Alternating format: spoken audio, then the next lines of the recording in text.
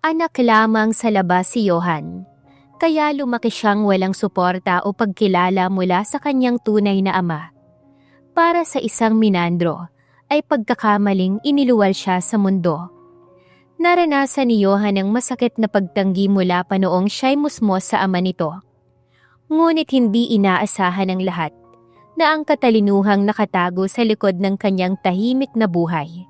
Nang siya'y lumantad sa harap ng sambayanan sa isang pambansang patimpalak sa telebisyon, nagbago ang lahat. Ang bansang minsang tumalikod sa kanya, ngayoy itinuturing siyang isang henyo.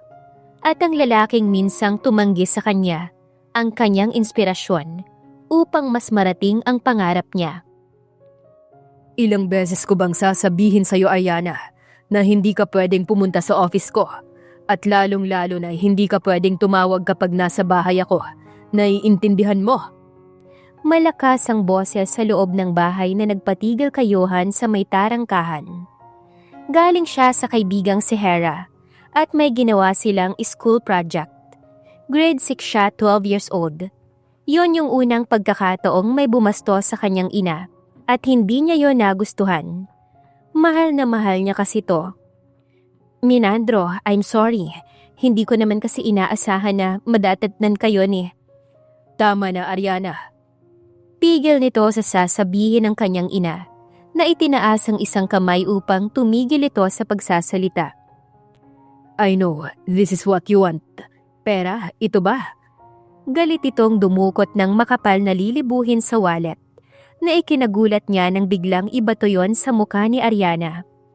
Nagulat ang babae sa ginawa ng panauhin at nakita niya pang nakakadurog sa puso nitong reaksyon sa mga mata. Maging ang paglandas ng butil ng luha nito. Hindi nakatiis si Johan at lumapit sa mga itong galit. Huwag mong sasaktan ang mama ko. Umalis ka dito. Layas. Gigil nitong nilapitan ng lalaki at pinagsusuntok na hindi naman natinag sa pagkakatayo ang lalaki. Johan, anak! React ng kanyang ina na nagulat sa pagsulpot niya. Kinuha siya nito at niyakap. Ang lalaki naman ay nakatingin lang sa kanila. Masama niya naman itong tinignan. Anak, siya ang ama mo. Hindi mo dapat ginawa yun. Umiiyak ang kanyang ina habang sinasabi yon. Kabaliktaran ang naging reaksyon niya sa naging reaksyon ng panauhin ng ina. Dahil kung gaano siya gulat na gulat habang ito ay wala lang. Napatingala siya sa matangkad na lalaking nasa kanyang harapan. Ito ang kanyang ama. Hindi siya makapaniwala. Agad nagbago ang galit na ekspresyon ni Johan at napalitan ng paghanga sa magandang lalaking nasa kanyang harapan. Kaya pala maraming nagsasabi sa kanya na gwapo siya mula nang siya ay mag-6 na taon. Dahil magandang lalaki din pala ang kanyang ama. Papa! Mahinang usal ni Johan na parang iiyak.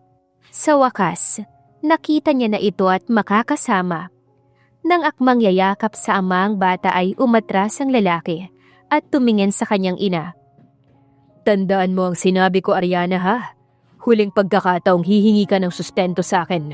Naiintindihan mo. Simula ngayon, kalimutan mong nagkakilala tayo. Galit nitong sabi at mariin siyang tinitigan bago tumalikod. At dahil nasabik si Johan sa ama, ay humabol ito. Papa, sandali lang! Tumatakbo ang bata palabas ng bahay. Naiiyak na hindi mawari. Napahinto si Minandro sa paglalakad at milingon ang bata. Totoo po ba ang sinabi ni mama sa akin na ikaw ang papa ko? Malungkot na tanong ni Johan. Nakita niya ang pag-igting ng panga nito bago siya nilapitan at bahagyang piniga ang magkabilang braso. Hindi ako ang ama mo. Hindi kita anak. Kaya wag na wag mo kong tatawaging papa, okay? Mabigat ang katagang saad nito. Natigilan si Johan sa narinig. Parang tinarak ng punyal ang dibdib niya. Nasaktan siyang mabigo sa pag-aakalang may ama siya, ngunit wala pala. Sa tuwing tatanungin ng kanyang inay palaging sinasabing nasa malayo. At iyon ang unang pagkakataong inakala niyang magkakaharap na nga sila. Nanlalabo ang mga matang sinundan ng tingin ng mabilis na humaharurot na sasakyan nito palayo. Naiwan siyang sinusundan nito ng tingin. Walang lakas na humakbang patungo sa loob. Pagpasok niya, ay nadatna ng kanyang ina. Isa-isang pinupulot ang perang ibinigay ng lalaking kaalis lang. Naawa siya rito. Anak, pasensya na ha. Pambayad kasi natin to ng bahay. Kung nagugutom ka, may luto sa kusina, magsandok ka na lang. Pilit nitong itinago sa kanya ang mga luha. Ma, bakit po ayaw sa atin ni Papa? Nasasaktan niyang tanong. Kulang na lang mabasag ang kanyang boses. Naawang tiningnan siya nito. Matapos isuksok sa bulsa ng duster nito ang pera, ay nilapitan siya at hinawakan sa magkabilang balikat. Anak, hindi mo pa maiintindihan ngayon, pero balang araw, sasabihin ko sa'yo, basta tandaan mo, mahal na mahal tayo ng papa mo, okay? May luha ang mga mata nito, pero nakangiting sabi ng kanyang ina. Hindi niya alam kung sino ang paniniwalaan niya sa dalawa. Pero sinabi niya na hindi niya ako anak. Naguguluhan niyang wika. Dahil may rason anak, basta palagi mo lang akong pakikinggan ha? Hinaplos nito ang kanyang pisngi. Sasagot pa sana siya nang may kumalampag sa kanilang pinto. Napatingin siya sa ina. Nandiyan na si Aling Maria. Tsak, maniningal na yun ang bahay. Sige na anak, pumasok ka na sa kwarto mo. Ipinagtulakan siya ng ina sa kanyang silid. Madalas sa tuwing sisingilin ng kanyang ina ng bayad sa bahay, ay nagagalit si Aling Maria. Naglalabada lang kasi ang kanyang ina sa kaibigang si Hera. Kaya minsan, pati ilaw ay nahihirapan silang magbayad. Katunayan ay naputulan sila dahil 2 buwan nang hindi nakakapagbayad. Sa susunod ha, magbabayad ka ng tama sa oras para hindi ako nagagalit. Narinig pa ni Johan na sabi ni Aling Maria sa labas. Pasensya na ho kayo Aling Maria. Baka pwede na pong ibalik yung ilaw ngayong gabi. Tuta, nakapagbayad na ho ako. Sabi naman ng kanyang ina. Huwag kang mag-alala at ipapaayos ko sa asawa ko. Salamat ho. Yun lang at umalis na si Aling Maria. Pagpasok ng ina, bahagya pa itong natigilan pagkakita sa kanya na inakalang nakapasok na siya sa kwarto. Kung hindi pala sila binigyan ng kanyang ama ng pera, baka pinaalis na sila ni Aling Maria sa tinitirhan. Awang-awa siya sa ina pero bilang bata ay wala siyang magawa. Talaga Johan? Dumating ang papa mo kahapon? Anong sabi? Magkakasama na ba kayo? Masayang tanong ni Hera habang nilalakad nilang papuntang school. Ikinuwento niya kasi ang nangyari kahapon. Malungkot siyang umiling. Ba't ganyan ang mukha mo? Daig mo pang namatayan. Dapat masaya ka kasi may tatay ka na. Samantalang ako nasa malayo at nagtatrabaho. Napalabi si Hera. Malungkot ako kasi sinabi niya sa akin na hindi daw siya ang ama ko. Ang sabi naman ni mama, siya daw talaga ang papa ko. Ewan ko ba, naguguluhan ako Hera. Lalong nalambunga ng lungkot ang reaksyon ni Johan. Saglit tumigil si Hera sa paglalakad na hinawakan sa kamay si Johan at tumingin sa kaibigan na tila may kung anong iniisip. Alam ko na Johan kung paano natin malalaman na siya nga ang daddy mo. Nakangiting wika ni Hera. Paano? Nakakunot noon naman si Johan na tumingin sa kaibigan. Inilapit ni Hera ang mukha nito kay Johan at may ibinulong. Nagliwanag naman ang mga mata ni Johan saka ngumiti sa kaibigan. Kinahapunan tulad ng napag-usapan ng 2 bata, habang abala ang kanyang ina, kina Hera at naglalaba, tinungo nila ang kwarto nito upang maghalongkat ng mga bagay na magpapatunay na ang lalaking panauhin ng ina kahapon ay ang kanyang tunay na ama at hindi nga sila nabigo. Tingnan mo to Johan oh, ito si Tita Ariana nung dalaga pa at ito naman ang daddy mo. Hawak ni Hera ang isang larawan kung saan may kasamang lalaki ang kanyang ina. At ang lalaking yon ay walang iba kundi ang panauhin nito kahapon. Kahit mas bata itong tingnan sa larawan, Kamukhang kamukha talaga ito ng lalaking pumunta sa bahay nila kahapon. Hindi siya maaaring magkamali. At sa kabila ng nangyari kahapon, ay masaya pa rin siyang masigurong may ama nga siya. Hindi katulad ng sinabi sa kanya ng ibang tao. Oo nga Hera, ito ang papa ko. Siya yung nakita ko kahapon. Galak niyang wika. Nagkatinginan sila at nagpalitan ng matamis na ngiti sa labi. Sa likod ng larawan ay may cellphone number na nakasulat at mayroon ding address.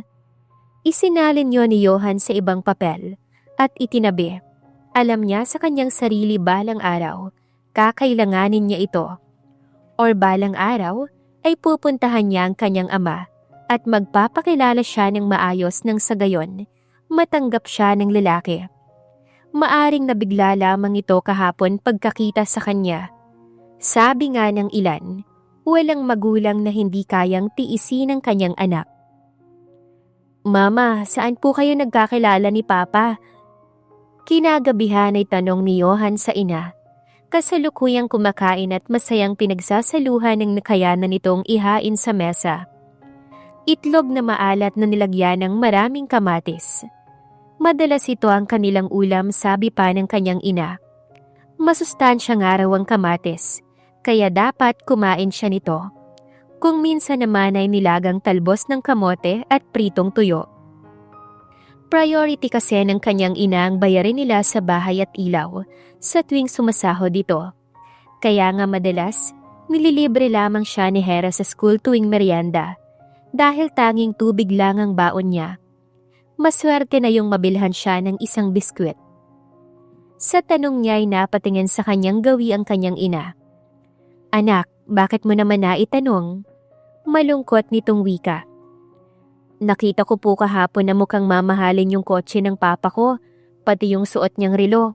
Saka marami siyang binigay na pera sa'yo, makapal na lilibuhin. Siguro mayaman ang papa ko po, kaya gusto kong malaman kung saan kayo nagkakilala. Sabi ni Johan. Nahinto sa pagsubo ang kanyang ina. Anak, mas mabuti na yung wala kang alam tungkol sa papa mo. Nakita mo naman kahapon, hindi ba? Sa ngayon, magtiis na muna tayo.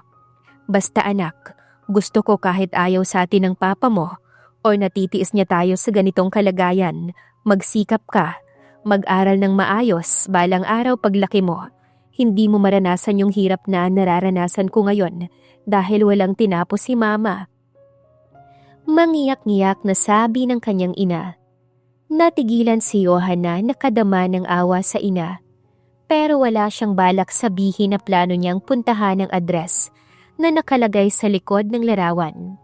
Magpapasama lamang siya kay Hera. Kung ayaw sabihin ng kanyang ina kung bakit sila natitiis nito, ay aalamin niya. Matapos nilang kumain, nagpresentang maghugas si Johan ng plato dahil alam niyang pagod sa paglalaba at pamamlansya ang kanyang ina. Nag-igib na rin siya ng tubig sa poso para bukas may pampaligo na silang dalawa. Nadatnan niya si Alwin at Marl na nag-iigib din sa poso. Saktong huling balik niya. Ito yung mga kapitbahay nilang bully. Nandito pala ang anak sa buho. Mapang-asar na wika ni Marl at kailawak ng ngisi. Hindi siya kumibo dahil sinabi ng kanyang ina na masamang makipag-away. Oo nga no. Nilapitan ni Alwin ang timba niya at sinipa. Tumalsik iyon at nagpagulong-gulong kasabay na nagtawanan ng dalawa. Saka pa siya nag-react. Ano bang problema nyo? Wala naman akong ginagawa sa inyo ah. Naiinis niyang wika sa dalawa. Uminit ang kanyang ulo at kahit gustong manapakay pinigilan niya ang kanyang sarili. Lumapit si Alwin at maangas siyang hinarap. Bakit? May angal ha? Kung ako sa'yo, iiyak na lang ako sa tabi. Tutal, wala ka naman kasing magtatanggol sa'yo eh. Itinulak pa siya ni Alwin. Rason para mapaupo siya sa lupa. Dahil basa sa parting yon ay syempre nabasa din ang kanyang short. Muling nagtawanan ng dalawang bully na lalo niyang kinainis. Hindi niya napigilan ng pagsiklab ng matinding galit sa kanyang puso sa sinabi nito. Ikinuyom niya ang kanyang dalawang kamao at tila nagdilim ang kanyang paningin na sinugod si Alwin. Kahit matangkad ito sa kanya, ay nangahas siyang suntukin ito sa muka. Natumba ang lalaki pagkatapos ay gumante ng suntok sa kanya. Nagpagulong-gulong sila sa putikan hanggang sa pinagtulungan na siya ng dalawa. Ramdam niyang may tumamang matigas na parte sa kanyang tagiliran nang hampasin siya ni Marl ng kahoy. Kasunod niyang naramdaman sa ulo. Nahilo siya saglit at nang sa muli siyang hampasin ay tuluyan na siyang nawala ng malay. Sa susunod, huwag kang lalaban sa amin, naiintindihan mo? Dinig niyang sabi ni Marl at sinipa siya sa tagiliran kung saan siya nito hinampas kanina. Diyos ko! Ang anak ko! Palahaw ng kanyang ina ang narinig bago siya tuluyang nawala ng malay. Nagising siyang may benda sa ulo at nag-aalalang mukha ng kanyang ina ang kanyang nasilayan. Anak, di ba sinabi ko naman sa iyong huwag kang makikipag-away? Ano tong ginawa mo? Inis ang boses nito pero mas lamang ang pag-aalala. Dama niya pa rin ang bugbog sa kanyang katawan. Naiyak siyang tumingin dito. Ma, sila naman po ang nauna eh. Palagi nila akong binubuli dahil wala akong ama na magtatanggol sa akin. Ipinakita ko lang sa kanila na kaya ko ang sarili ko kahit wala akong ama. Gusto kong maging matapang. Puno ng sama ng loob na sabi ni Johan. Niyakap ito ng ina. Anak, hindi ka duwagan ng pag-atras sa away. Matalino ang ganun anak dahil kahit anong gawin mo, ikaw pa rin ang talo. Sabi nitong umiiyak din. Diba tama ang sinabi nila ma, yung papa ko ayaw sa akin ng walang rason. Sana pala hindi na lang ako pinanganak ma kasi ang sakit-sakit dito. Namamalisbis ang luha ni Johan habang tinuturo ang tapat ng puso nito. Awang-awa din si Ariana sa anak na tanging pagyakap na lang ang kaya nitong gawin sa ngayon. Dahil sa nangyari, hindi nakapasok sa araw na yon si Johan. Nagkulong lamang siya sa loob ng bahay. Dinig niyang kinausap ng kanyang ina ang magulang ni Alwin at Marl. Pero sa halip na pagsabihan ng anak, ay sinisi pa ang kanyang ina sa hindi raw maayos na pagpapalaki sa kanya. Palibhasa ay wala siyang ama. Tuloy, naungkat na naman ang pagiging isang bastardo niya. Hindi na lamang pinatulan ng kanyang ina ang magulang ni Marl at Alwin, bagkus ay ito pang humingi ng pasensya sa nangyari. Pilit siyang bumangon kinahapunan nang marinig ang boses ni Hera, ang kanyang kaibigang nag-iisang kakampi sa buhay bukod sa ina. Pagpasok nito sa kanyang silid, ay nadatnan niyang nakaupo sa gilid ng papag. Nananatili siyang may benda sa ulo at masakit ang kanyang tagiliran. Alam mo, nakakainis ka, sabi nito at masamang nakatingin sa kanya. Nangako kasi siya sa kaibigan na hindi papatulan ng mga bully sa kanila. Nasagad lang talaga siya at naubos ang kanyang pasensya kaya nakalimutan ng minsang pangako niya. Hindi lang naman isang beses siyang nagpasensya. Sorry Hera, pero sumusobra na sila. Malumanay niyang wika. Bago ka makipag-away, inisip mo muna kung kaya mo ba. Sana pala tinawag mo ko para dalawa tayo, no? Kaya ko silang labanan. Mayabang nitong ipinakita ang muscle sa kanya. Tinabihan pa siya nitong umupo at hinawakan ang benda niya sa ulo. Sinilip nito ang sugat. Natawa naman siya sa sinabi ng kaibigan. Kababae mong tao, makikipag-away ka. Bakit? Ikaw lang bang may karapatan na makipag-away? Nakangusong sabi nito. Lalaki kasi ako kaya okay lang. Huwag na nga natin pagtalunan. Ba't ka ba nandito? Tiningnan niya ang hawak nitong notebook. Siyempre para ibigay sa'yo tong note. May quiz tayo bukas kaya pag-aralan mo. Pumasok ka ha? Wala kasi akong kasabay maglakad. Ayun, sumakay tuloy ako ng tricycle. Simangot nitong iniabot sa kanya ang hawak. Nginitian niya ito at nagpasalamat. Matapos titigan ng nakasulat sa loob, ibinalik iyon kay Hera. Okay na, sabi niya. Ganun lang, binasa mo talaga? Lecture natin yan kanina. Napag-aralan na natin yan, memorize ko pa nga eh. Sa loob ng classroom, hindi niya nasasabing siya ang pinakamatalino, pero siya ang nangunguna sa pinakamatataas na grado. Kaya marahil natutuwa ang kanilang mga guro na kung minsan ay sponsor siya sa mga kagamitan sa school para lang makapagpatuloy siya sa kanyang pag-aaral. Dahil sa sobrang hirap ng kanilang buhay ng kanyang ina, iniisip na rin niyang huminto sa pag-aaral. Mabuti na lang talaga at mabait ang mommy ni Hera. At ito ang mama niya ang kinuha nitong labandera na madalas may bonus pa. Kung tutuusin, hindi pa rin matatawag na sila ang pinakamasalat sa kahirapan dahil may mga tao pa rin tumutulong sa kanila. At ang mga taong to ang nagbibigay sa kanya ng lakas na lumaban. Sa bagay, magtataka pa ba ako sa ating dalawa? Ikaw ang mas matalino. Pero Johan, last na to Oras na makipag-away ka pa sa mga bully. Walang biro, hindi na kita papansinin. Tumayo na si Hera at akma na sanang iiwanan si Johan. Pero mabilis itong napigilan sa kamay. Okay Hera, hindi na. Titiisin ko na lang lahat ng pangungutya nila sa akin. Basta magkaibigan tayo at hindi mo ako iiwan. Pakiusap ni Johan. Napabuntong hininga si Hera at muling umupo sa tabi ng kaibigan. Hindi naman talaga kita kayang tiisin Johan at lalong ayaw kitang masasaktan. Kung pwede nga lang na ako ang umaway sa kanila para sa'yo, gagawin ko. Don't worry, pagdating ni Daddy, makikiusap ako sa kanya na kung pwede siya nilang din ang daddy mo. Naaawang sabi nito kay Johan. Pwede ba yun? Daddy mo tapos papa ko na rin? Basta pagdating ni Daddy, pwede mo siyang tawaging papa, okay? Saka ngumiti si Hera. Alam ni Johan na gusto lamang siyang pasayahin ng kaibigan, kaya tumango lamang siya. Kinabukasan ay nakapasok na si Johan sa school. Sa pag-aalala nga ng kanyang ina, ay inihatid pa siya nito sa school at baka abangan pa raw siya ni na Marl at Alwin. Panay ito payo sa kanya at tinatakot pa siyang baka tumaas ang presyon ng dahil sa kanya. Sure ka ba sa gagawin mo, Johan? Nag-aalalang tanong ni Hera sa kanya kinahapunan paglabas nila ng school. Sinabi niya kay Hera na pupuntahan niya ang address ng ama na nasa likod ng larawan. Sasamahan na kita. Sakali mang anong mangyari sa'yo, kasama ako. Ano bang mangyayari sa akin? Di ba sabi mo ayaw sa'yo ng papa mo? Paano kapag maulit yon? Tiyak masasaktan ka.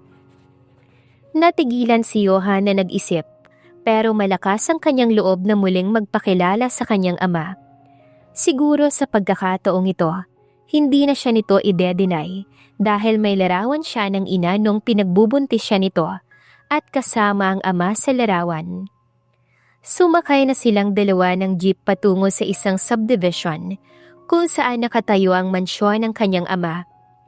Sa gate ay hinarang sila ng gwardya at tinanong kung sino ang kailangan nila sa loob. Nagulat pa ito nang sabihing anak siya ni Menandro Salcedo. Ipinakita niya pa ang kanyang ID. At dahil nga gamit niya ang apelyido ng kanyang ama, ay mabilis silang nakapasok. Napatingala sila pareho ni Hera sa matayog na gate ng mga Salcedo nang marating ang address. Puno ng paghanga ang kanyang mga mata. Wow!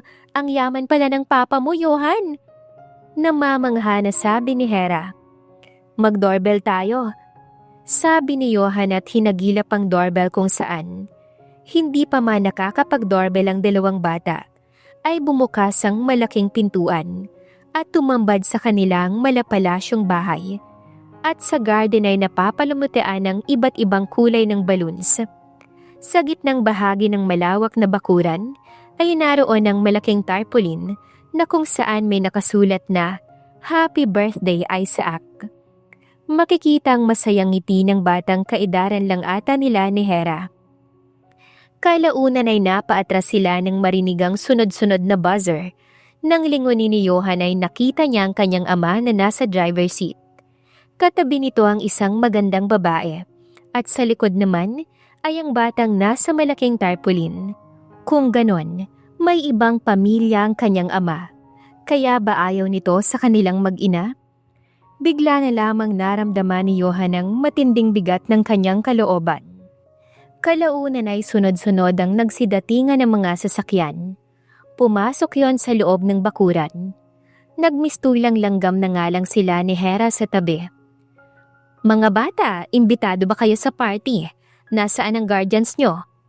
Nilapitan sila ng naka-uniform na gwardiya at saglit na pinatabi sa may gate. "Opo, imbitado po kami. Nauna na po yung mommy namin sa loob." Tatanggi sana si Johan kaso biglang sumagot si Hera. Pinagsalit-salitan silang tignan bago ito nagsalita. Sige, pumasok na kayo at malapit nang magsimula ang party ni Isaac." Mando nito sa kanila. Iginiya silang dalawa papasok ng gwardiya at pagkatapos ay bumalik ito sa pwesto. Unti-unting dumami ang mga tao sa loob pero wala ang hinahanap niyang tao, ang kanyang ama. Maaaring nasa loob ito ng bahay. Humalo sila sa karamihan at hindi naman yun napansin ng ilan dahil abala sa pagkikipagkilala sa isa't isa. Umupo sila ni Hera sa sulok, yung walang makakapansin sa kanila, habang hindi niya alam kung anong ginagawa nila sa lugar na yon. Sa kabilang dako, nag-aalala si Ayana sa kanyang anak na wala pa rin magpahanggang ngayon sa kanilang bahay. Kanina pa siya nakauwi. Nakapagluto na siya at lahat-lahat, wala pa rin si Johan.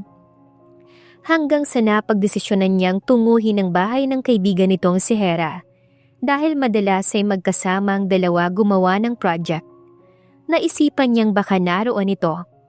Ngunit pati si Mrs. Reyes na ina ni Hera ay nagulat din ng sabihing hinahanap si Johan dahil maging si Hera ay wala pa rin at heto gabi na. Labis na siyang nag-aalala sa kanyang anak, kaya pagkagaling kina Mrs. Reyes at masigurong wala doon si Johan, ay dumiretso na siya ng school baka naroon pa. Ngunit nanlumo siya nang sabihin ng gwardiya na maagang umuwi ang kanyang anak. Problemado siyang hindi malaman kung saan hahagilapin si Johan. Naiiyak na nga ito sa sobrang pag-aalala. Sinubukan niya nang magtanong-tanong sa kanilang kapitbahay pero hindi nagagawi sa kanila si Johan. Bukod kay Hera, wala naman itong ibang pinupuntahan. "Anak, nasaan ka na ba?" Bulong ni Ariana sa hangin dahil sa sobrang pag-aalala. Hindi ito mapalagay sa loob ng bahay na paroot parito. Samantala sa mansyon ng mga Salcedo ay nagsimula na ang party ni Isaac. At sa wakas ay nakita na rin ni Johan ang kanyang ama. Kasama nito ang batang kasing edad niya at isang napakagandang babae. "Magandang gabi sa inyong lahat nang nandito ngayon at dumalo sa birthday ng nag-iisa kong anak na si Isaac." Habang nagsasalita ang ama, ay tila may kung anong karayomang tumusok sa dibdib ni Johan. Nag-iisang anak. Niwala siyang parte sa puso ng ama. Ngayon lang naging malinaw sa kanya ang lahat. Halos hindi niya na kinaya sa loob ng celebration na yon ang magandang tanawin. Isang masaya at buong pamilya na wala siya. Tumayo siya na puno ng hinanakitang kanyang kalooban. "Papa, anak niyo rin po ko." Lumapit siya sa mga ito. "Ako si Johan, anak ni Ariana." Pagpapakilala niya sa sarili na ikinagulat nitong naroon siya maging ang ibang bisita. Ang magandang babaeng katabi ng kanyang ama ay nanlaki ang mga mata. "Minandro, anong sinasabi ng batang ito?" Masama ang tinging ipinukol sa kanya ng babae, maging ng bata. Nagbulong-bulungan ang mga tao sa paligid. Nakita ni Johan ang galit na pumuno sa mga mata ng kanyang ama matapos siyang makita.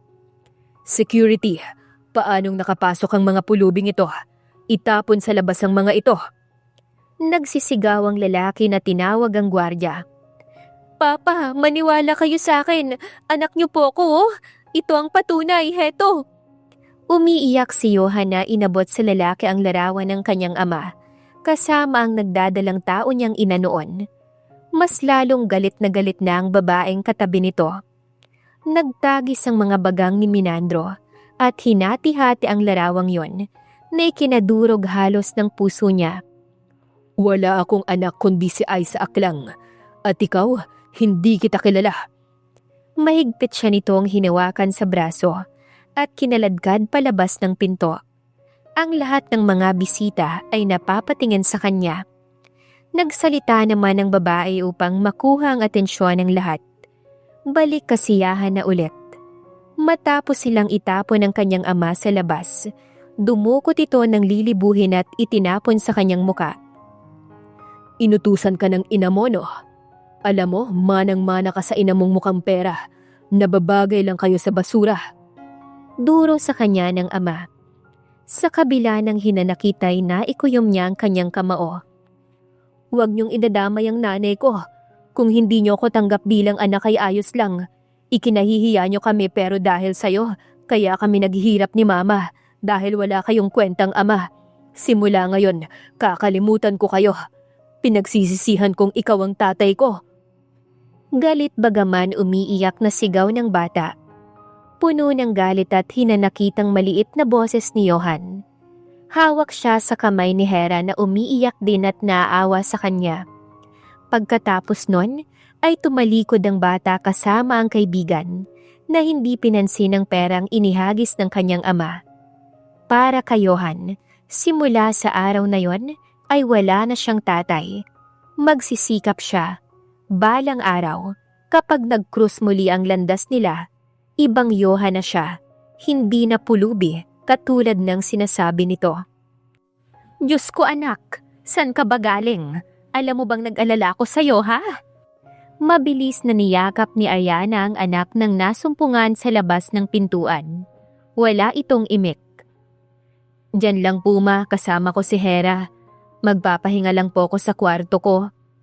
Sabi ni Johan na tinungo ang sariling silid. Nagtataka pa itong sinundan ng tingin ni Ariana. Pero sa loob ay pinagpapasalamat niyang nakauwi na ang kanyang anak. Sa kwarto ni Johan ay inis niyang pinagsusuntok ang kanyang unan, habang tahimik na umiiyak. Nasasaktan lang naman siya kaya nasabi niya ang ganon sa kanyang ama. Pinagsisihan niya din naman sa huli, dahil panalaki siya ng ina na may mabuting puso. Palagi nitong pinaaalala sa kanya na ang mabuting gawa ay ipinagpapala. Mahal ng Diyos ang nagpapakababa. Pero ibang naging sitwasyon kanina. Sobra siyang nasaktan. Nadurog ang puso niya kaya sinabi niya ang lahat ng yon sa kanyang ama. Pero sa kanyang sarili, naroon pa rin ang pag-asang matatanggap siya nito. Hanggang sa nakatulugan na lamang ni Johan ang kanyang pag-iyak. Anak, gising na, tanghali na. Papasok ka ba ngayon? Isang mainit na haplos ng palad ang gumising kay Johan kinabukasan. Napabalikwa siya ng bangon at maliksing inayos ang higaan. Opo ma, simula ngayon gagalingan ko na po sa school. Palagi po akong may medalya. Masayang sabi ni Johan. Napangiti si Ariana sa sinabi ng anak. Kaya't napatingin ito sa nakahilarang medalya ni Johan simula nung grade 1.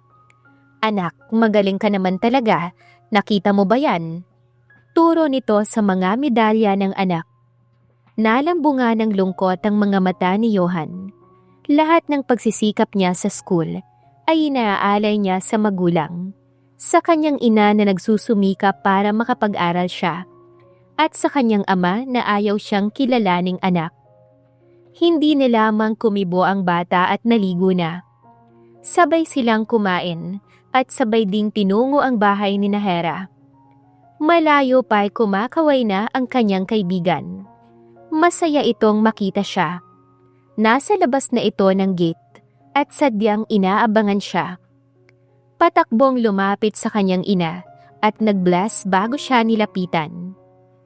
Bye mommy, bye tita. Kumuway na sabi ni Hera sa dalawang ginang. Ganoon din siya. Kumuway din matapos humalik sa mama niya at nag-bless kay Mrs. Reyes. Kumusta ka na Johan? Alam mo bang nag-aalala ako sa'yo kagabi? Habang naglalakad pa school ay wika ni Hera sa kaibigan. Okay na ako Hera, kasalanan ko naman dahil matigas ang ulo ko.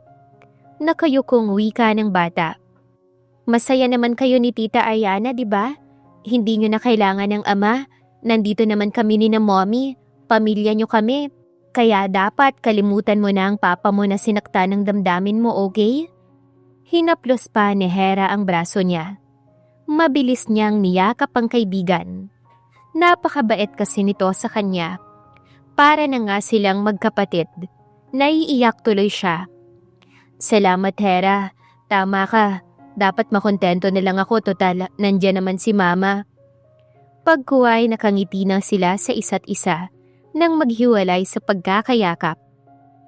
Kinahapuna nakita niyang hindi pamilyar na sasakyan sa tapat ng kanilang bahay. Kinabahan si Johan na mabilis na pumasok sa bahagyang nakaangat na pinto. Nakita niya ang pamilya ng babae ng kanyang ama.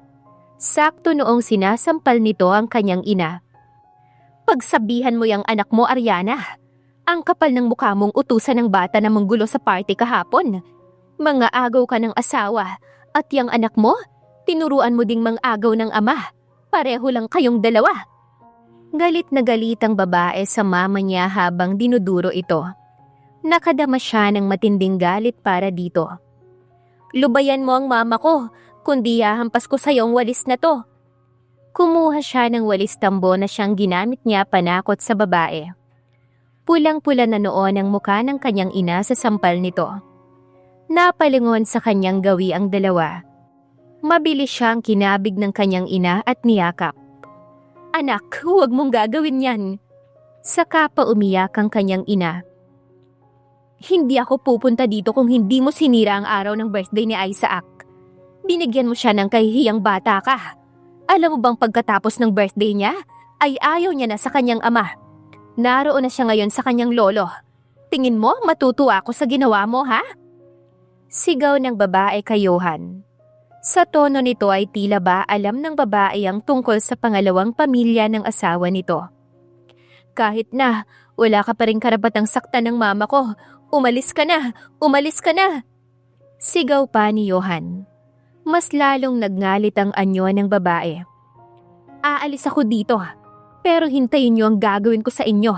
Makikita niyong dalawang mag-ina ang ganti sa ginawa niyong pagsira ng masaya naming pamilya. Mga salot kayong mag-ina. Nanginginig ito sa galit habang malakas na sumisigaw. Magkayakap silang mag-ina nang iwan ito. Saka pa siya binitawan ng babae at upang kumprontahin sa kanyang ginawa. Totoo ba, Johan? Nagpunta ka sa bahay ng ama mo? Kaya ba wala ka kahapon? Kailan ka pa nagsinungaling sa akin? Kailan pa? Umiiyak nitong tanong. Sorry po, Mama. Gusto ko lang talaga na makita at tanggapin ako ni Papa. Hindi ko naman nakalaing birthday ng anak nila. Doon ko nalaman na may iba palang asawa si Papa kaya ayaw niya sa atin. Nasasaktang wika ni Johan. Natigilan ito sa pag-amin niya habang nanatiling nakatitig sa kanyang mga mata na nasasaktan. Awa ang nararamdaman ni Ariana para sa kanyang anak na walang ibang inasam kundi ang makasama ang ama. Kasalanan niya ang lahat kung bakit pumatol siya kay Minandro kahit na may asawa na ito. Kasalanan niyang nagmahal siya ng taong hindi para sa kanya.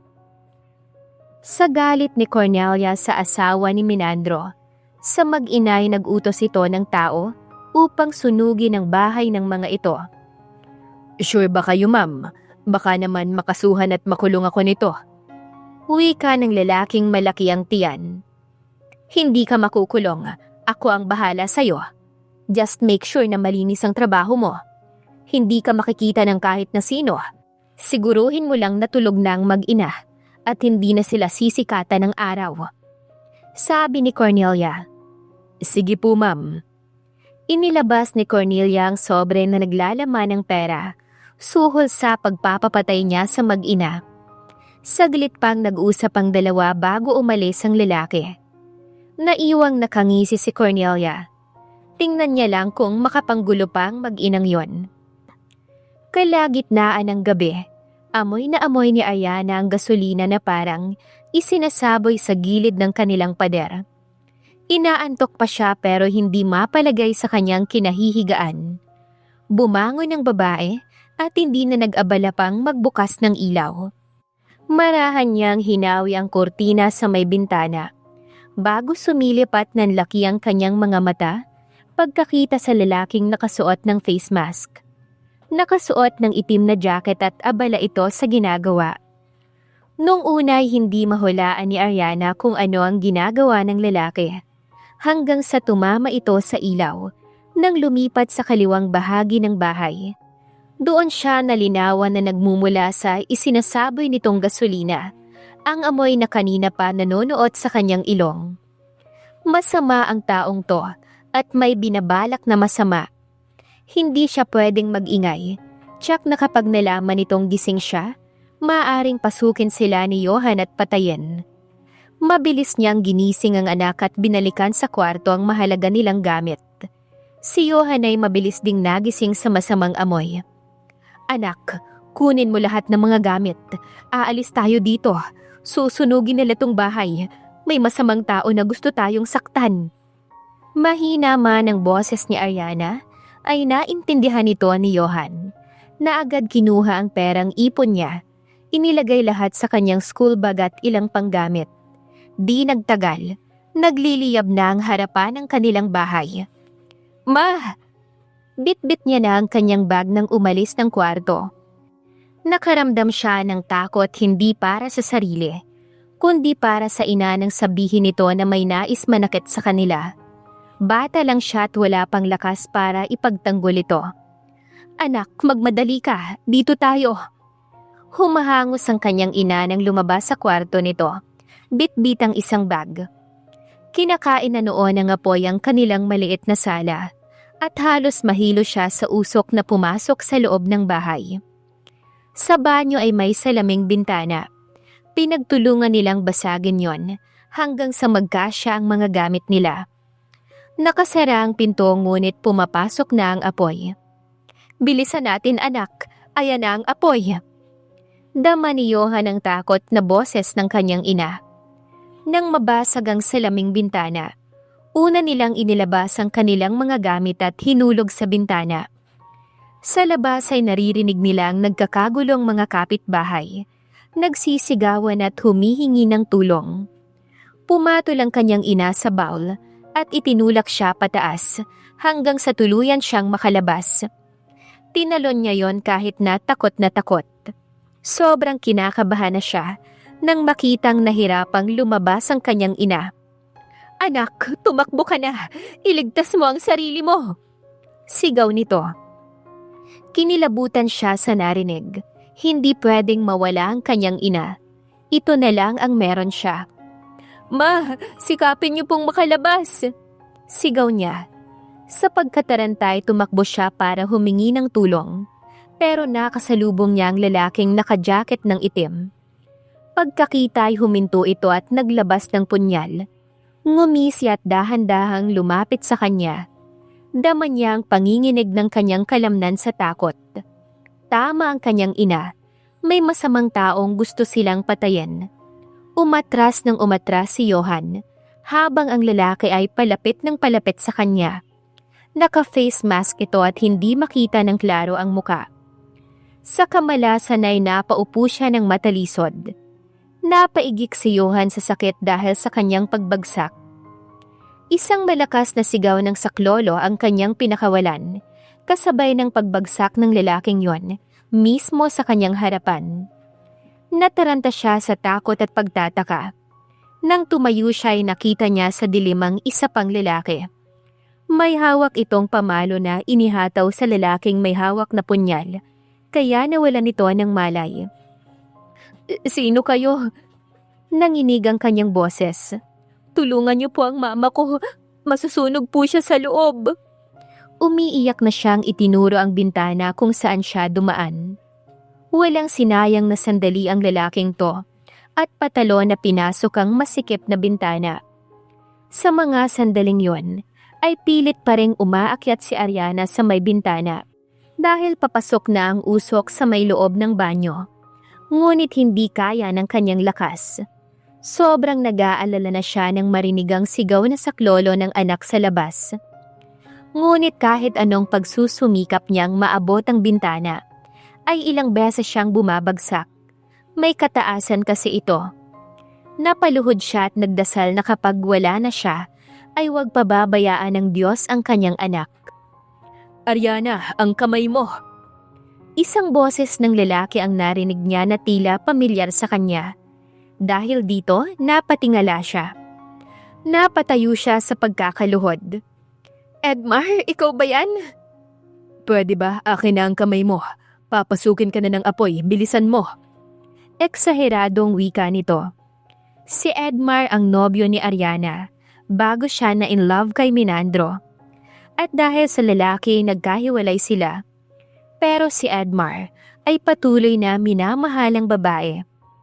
Nito lang ay bumalik ito sa Maynila upang magtrabaho. Pero ang totoo, inalam ng lalaki kung saan nakatira si Ariana. At sa wakas, sakto ang dating niya dahil kailangan ng tulong ng mga ito.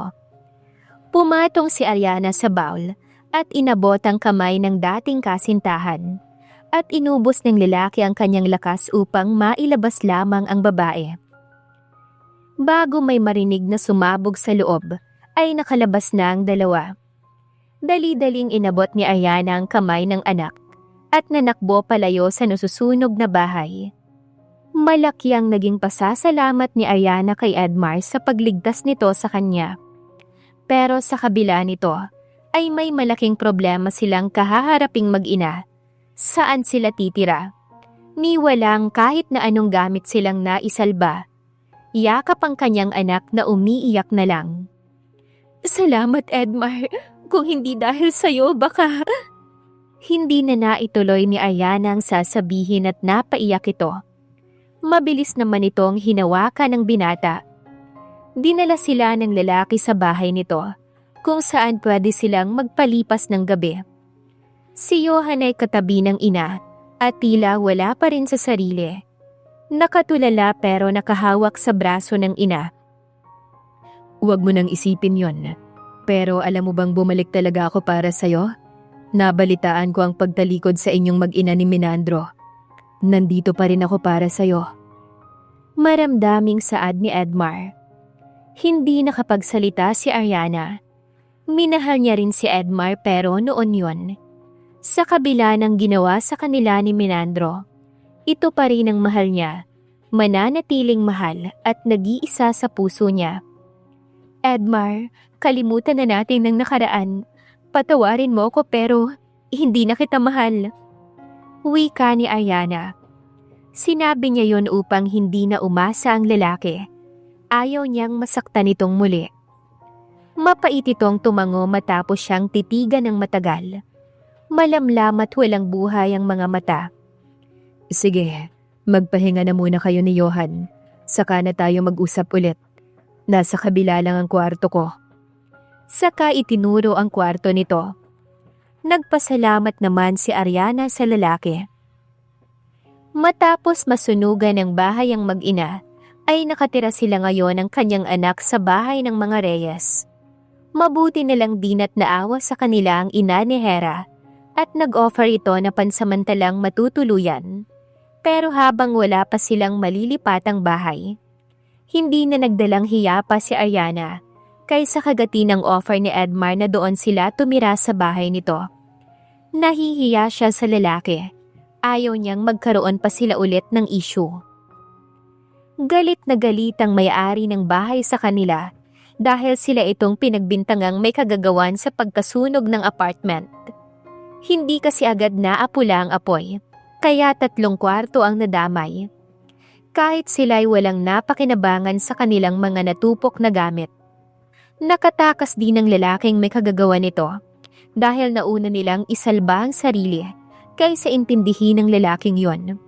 Hanggang ngayon, pinaiimbestigahan pa rin ang nangyari kung sino nga ba talagang may pakana ng lahat. Ariana, may mga luma kong gamit dito para sa'yo. Mabait na sabi ni Lara kay Ariana nang pumasok ito sa kwartong inukupan nila ni Johan. Ina ito ni Hera. Napangiti si Ariana na inaabot ang mga damit na binigay nito sa kanya. Pasensya ka na sa amin, ma'am, ha? Nakaabala patuloy kami ni Johan sa inyo. Pangako, maghahanap ka agad kami ng matitirhan kapag may pera na ako. Mangiyak-ngiyak na sabi ni Ariana. "Huwag mo nang isipin yun, Ariana. Basta pwede kayo rito hanggat gusto nyo, okay?" Ngumiti pa ang ginang kay Ariana. "Salamat, ma'am. Basta pangako, maghahanap agad kami ng malilipatan ng anak ko bago pa dumating si Sir Joel." Tukoy niya sa asawa nitong nagtatrabaho sa ibang bansa.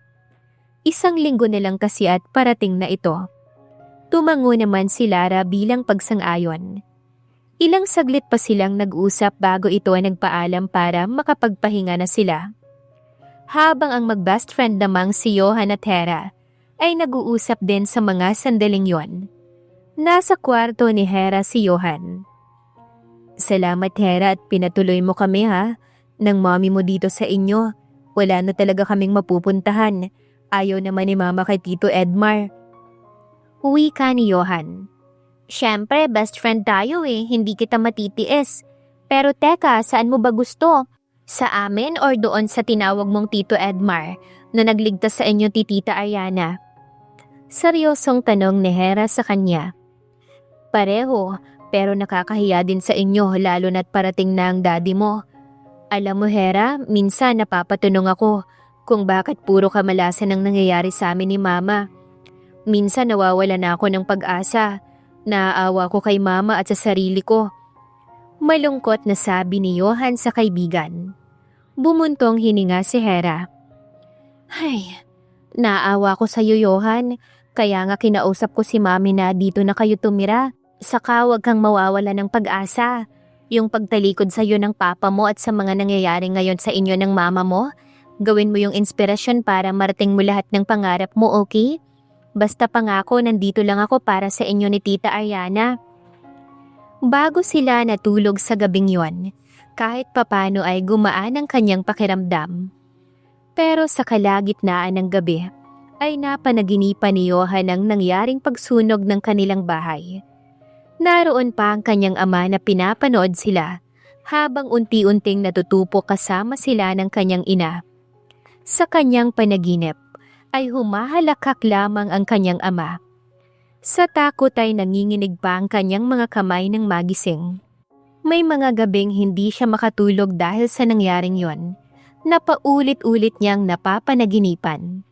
Pero pinilit niyang mawala yon sa kanyang isipan, para na rin sa kanyang ina.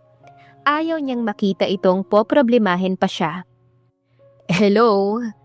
Isang hapon paglabas nila ni Hera sa school, ay nadatnan niya ang lalaking minsang naging superhero nilang mag-ina, si Tito Edmar. Bumaba ito sa motor bago sila nilapitan ni Hera. Nagkatinginan naman silang magkaibigan. "Tito Edmar!" Natutuwang sambit ni Johan na agad ipinakilala ang kasamang kaibigan. "Dinalaw ko ang mama mo kaso busy pa, kaya dumiretso ko sa'yo. Sumama kayo sa akin, may ibibigay ako sa'yo, Johan." Masayang sabi nito na inalalaya na silang sumakay ng motor bago pa makatanggi. Pagdating sa bahay nito ay may nakaparadang bisikleta na biniling araw ng lalaki para sa kanya dahil naglalakad lamang silang magkaibigan. Sa tuwa ay napaluha siya.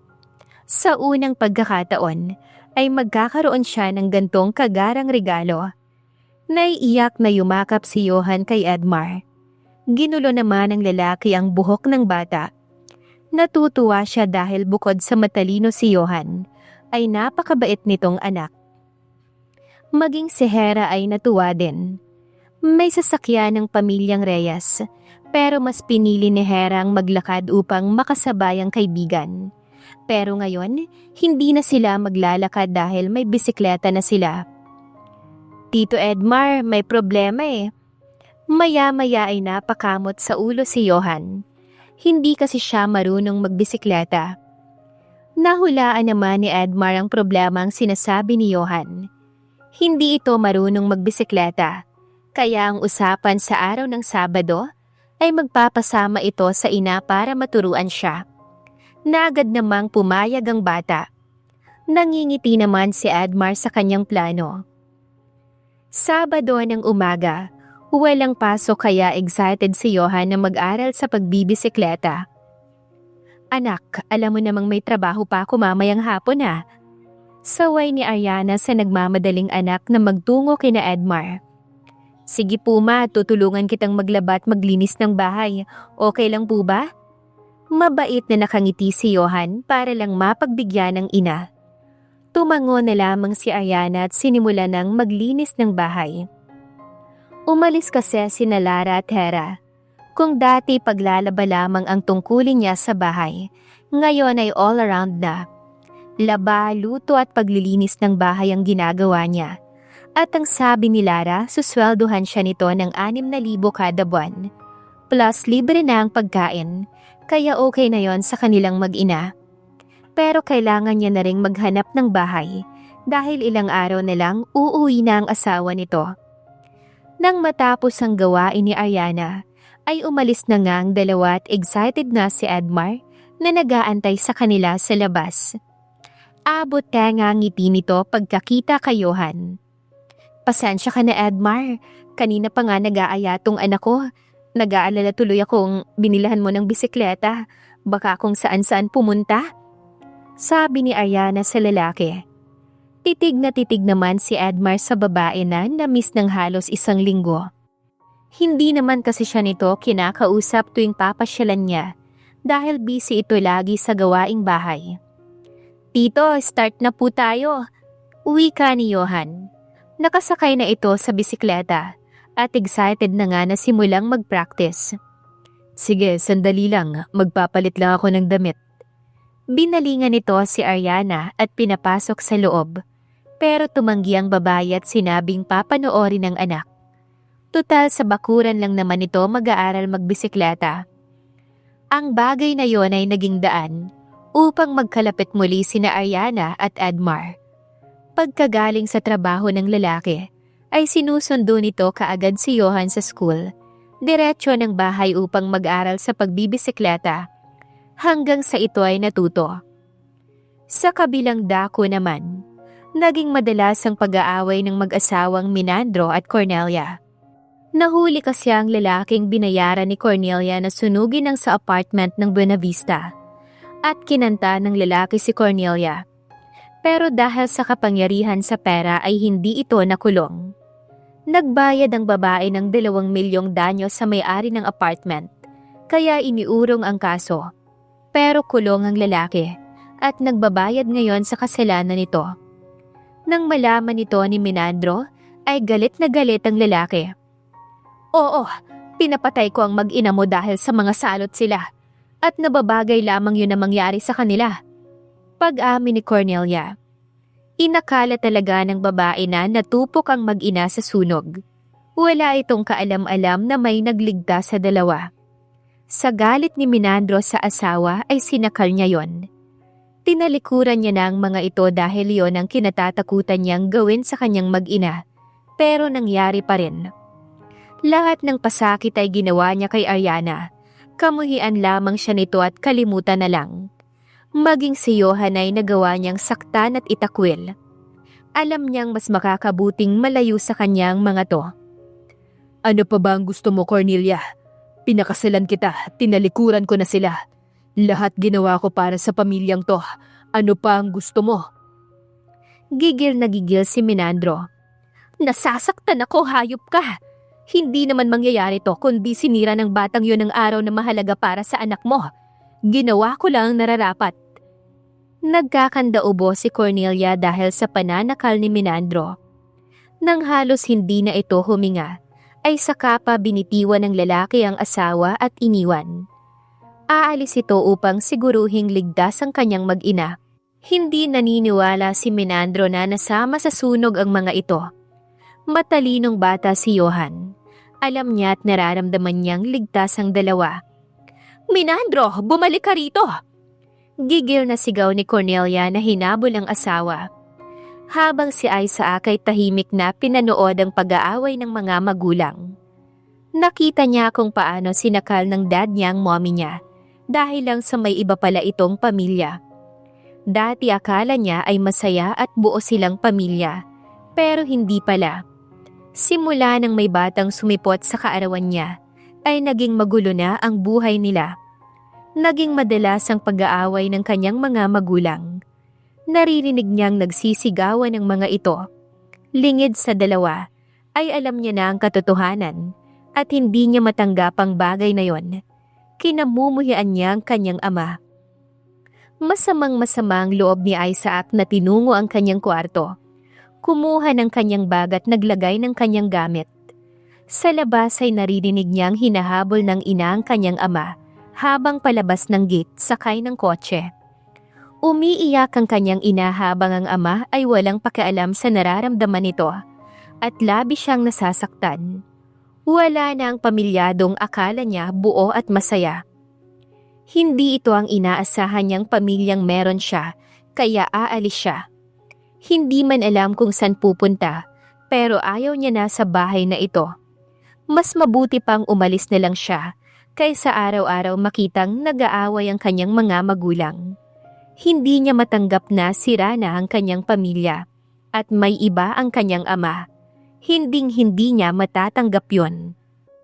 Sa araw na yon ang pagdating ng asawa ni Lara, kaya maagang naglinis ng bahay si Ariana at nagluto. May pasok sa trabaho ang among babae, kaya ibinili na lang sa kanyang walang sundo ang asawa nitong si Joel.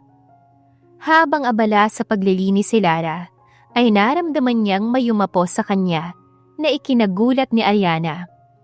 Dama niya rin ang marahang pagsiil nito sa mga labi niya nang bigla siyang iharap. Nanulak siya sa pagkagulat at nang makawala sa yakap nito, ay hindi nag-alangan si Ariana na sampalin ng mapangahas na lalaki. Kapwa sila nagkagulatan dahil asawa pala yon ni Lara na hindi niya inaasahan. "Sir Joel?" Mapapalunok niyang usal. Kahit ito ang unang pagkakataong nakaharap niya ang lalaki, ay madalas niyang makita ang larawan nito sa kwarto ni Lara. Kaya namukaan kaagad ito ni Ariana. Hindi ikaw si Lara, pero suot mo ang damit niya. Sino ka? Galit nitong tanong. Agad siyang hinawakan sa braso at kinaladkad palabas ng bahay. Galit na galit ito. "Sir, hindi po ako masamang tao. Katulong po ako dito." Wika niya. Natigilan ito at agad siyang binitiwan. "Pero wag po kayong mag-alala. Aalis po kami. Hihintayin ko lang po ang anak ko at si Ma'am Lara. Magpapaalam lang po ako ng maayos sa kanya." Galit pa rin itong nakatingin sa kanya at dumistansya ng halos isang dipa. Hindi mo sinagot ang tanong ko. Bakit mo suot ang damit ni Lara? Akala ko tuloy. Nasapo nito ang noo at napamura.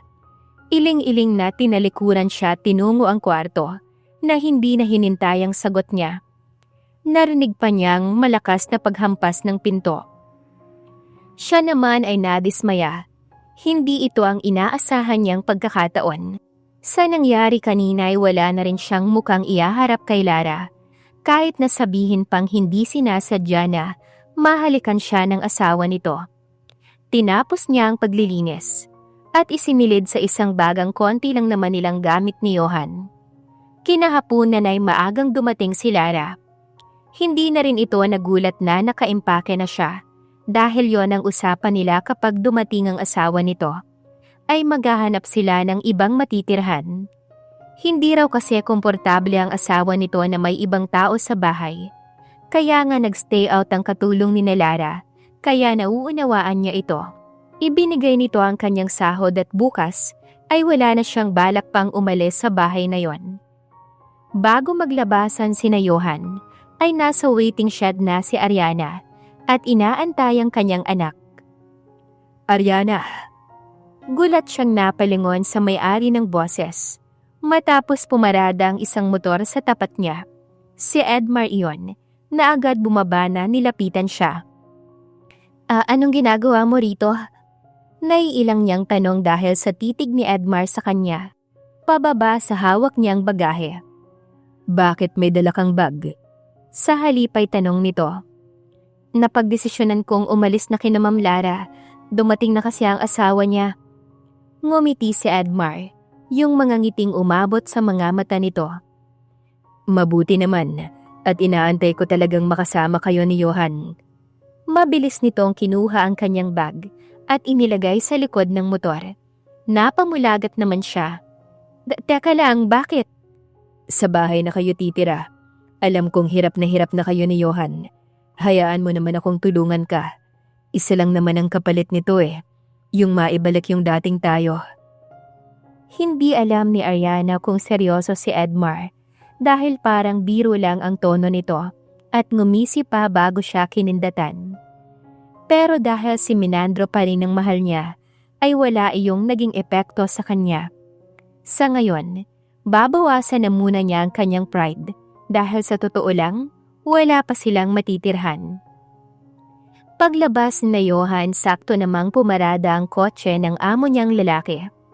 Nakita niya kung gaano kasayang niyakap ni Hera ang ama nito, na halatang sobrang namis. Maging ang lalaki ay ganon din sa anak. Nagpaalam lang si Hera kay Johan maging sa kanya at umalis na. Bye Johan, magkita tayo bukas. Wika ng masayang boses ni Hera habang nakadungaw sa bintana ng kotse. Binalingan din siya nito at kumaway na ng nakangiti, habang ang amay hindi man lang siya sinulyapan. Tito Edmar, Mama, bakit ka po nandito? Saka bakit may dala kang bag?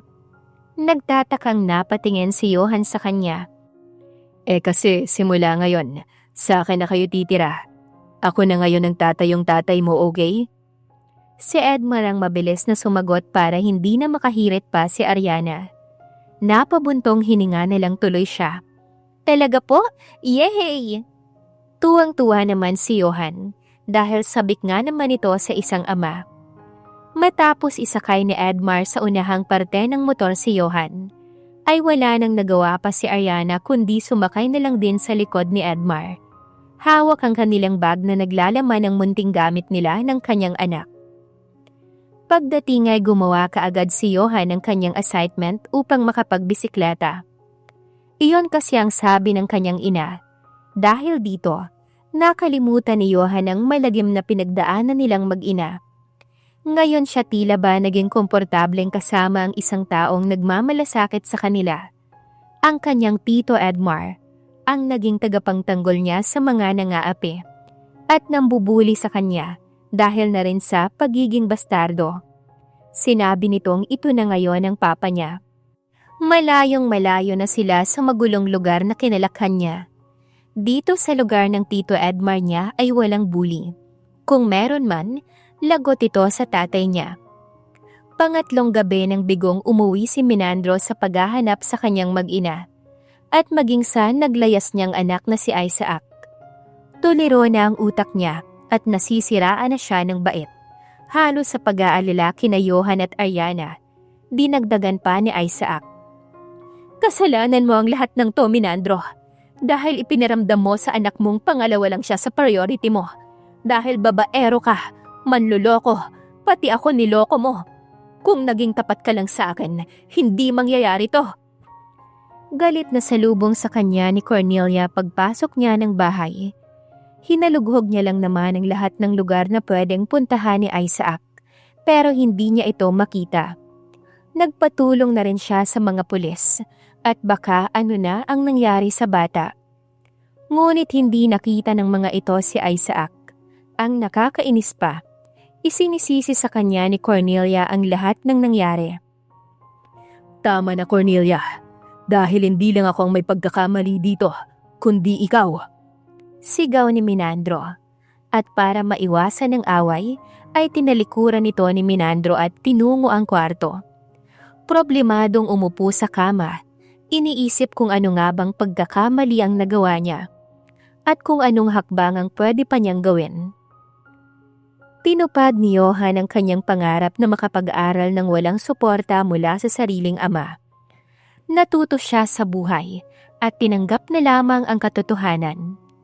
Sabi ng kanyang ina, huwag siyang mamuhi sa kanyang ama dahil hindi maganda kung magtatanim siya ng galit dito. Bagkus ay ginawa niya itong inspirasyon. Tinuruan siya nito ng magandang asal at maging mabuting tao. Wala man siyang kinagis ng ama, pinuno naman siya ng pagmamahal ng kanyang ina na hindi niya nahahanapin pa sa iba. Bukod pa ron, tinuruan siyang mas maging matatag sa lahat ng hamon sa buhay. Isang araw na inimbitahan siya ng kanilang guro na si Mrs. Flores upang sumali sa isang TV show. Sponsor daw nito ang gagastusin sa pamasahe. Basta lang mag-audition siya at galingan niya hanggang final game. Dahil 5 milyon ang makukuha niyang premyo. 3 silang matatalino na napili ni Mrs. Flores na sumali. Si Hera, si Nash, na isa sa mga kaklase nila, at siya. Kasama niya pa ang teacher nang magpaalam sa kanyang ina kaya pumayag ito. Hindi lang dahil sa malaking premyong makukuha niya, kundi dahil alam ng kanyang ina na kayang-kaya niya. Sa kanyang audition, ay kasama niya ang ina maging si Tito Edmar. May baon silang kanin at ulam, tubig, at maraming biskwit dahil napakaraming bata ang nais makilahok at maging artista ika nga nila dahil mapapanood ito sa telebisyon. Ang pambansang palaro ng bayan sa Channel 16, ang The Million Quest. Hindi lang isang bata ang mananalo sa larong to. Last year, ay may pinakamatalinong bata ang itinanghal na Million Quest na ngayon ay milyonaryo na.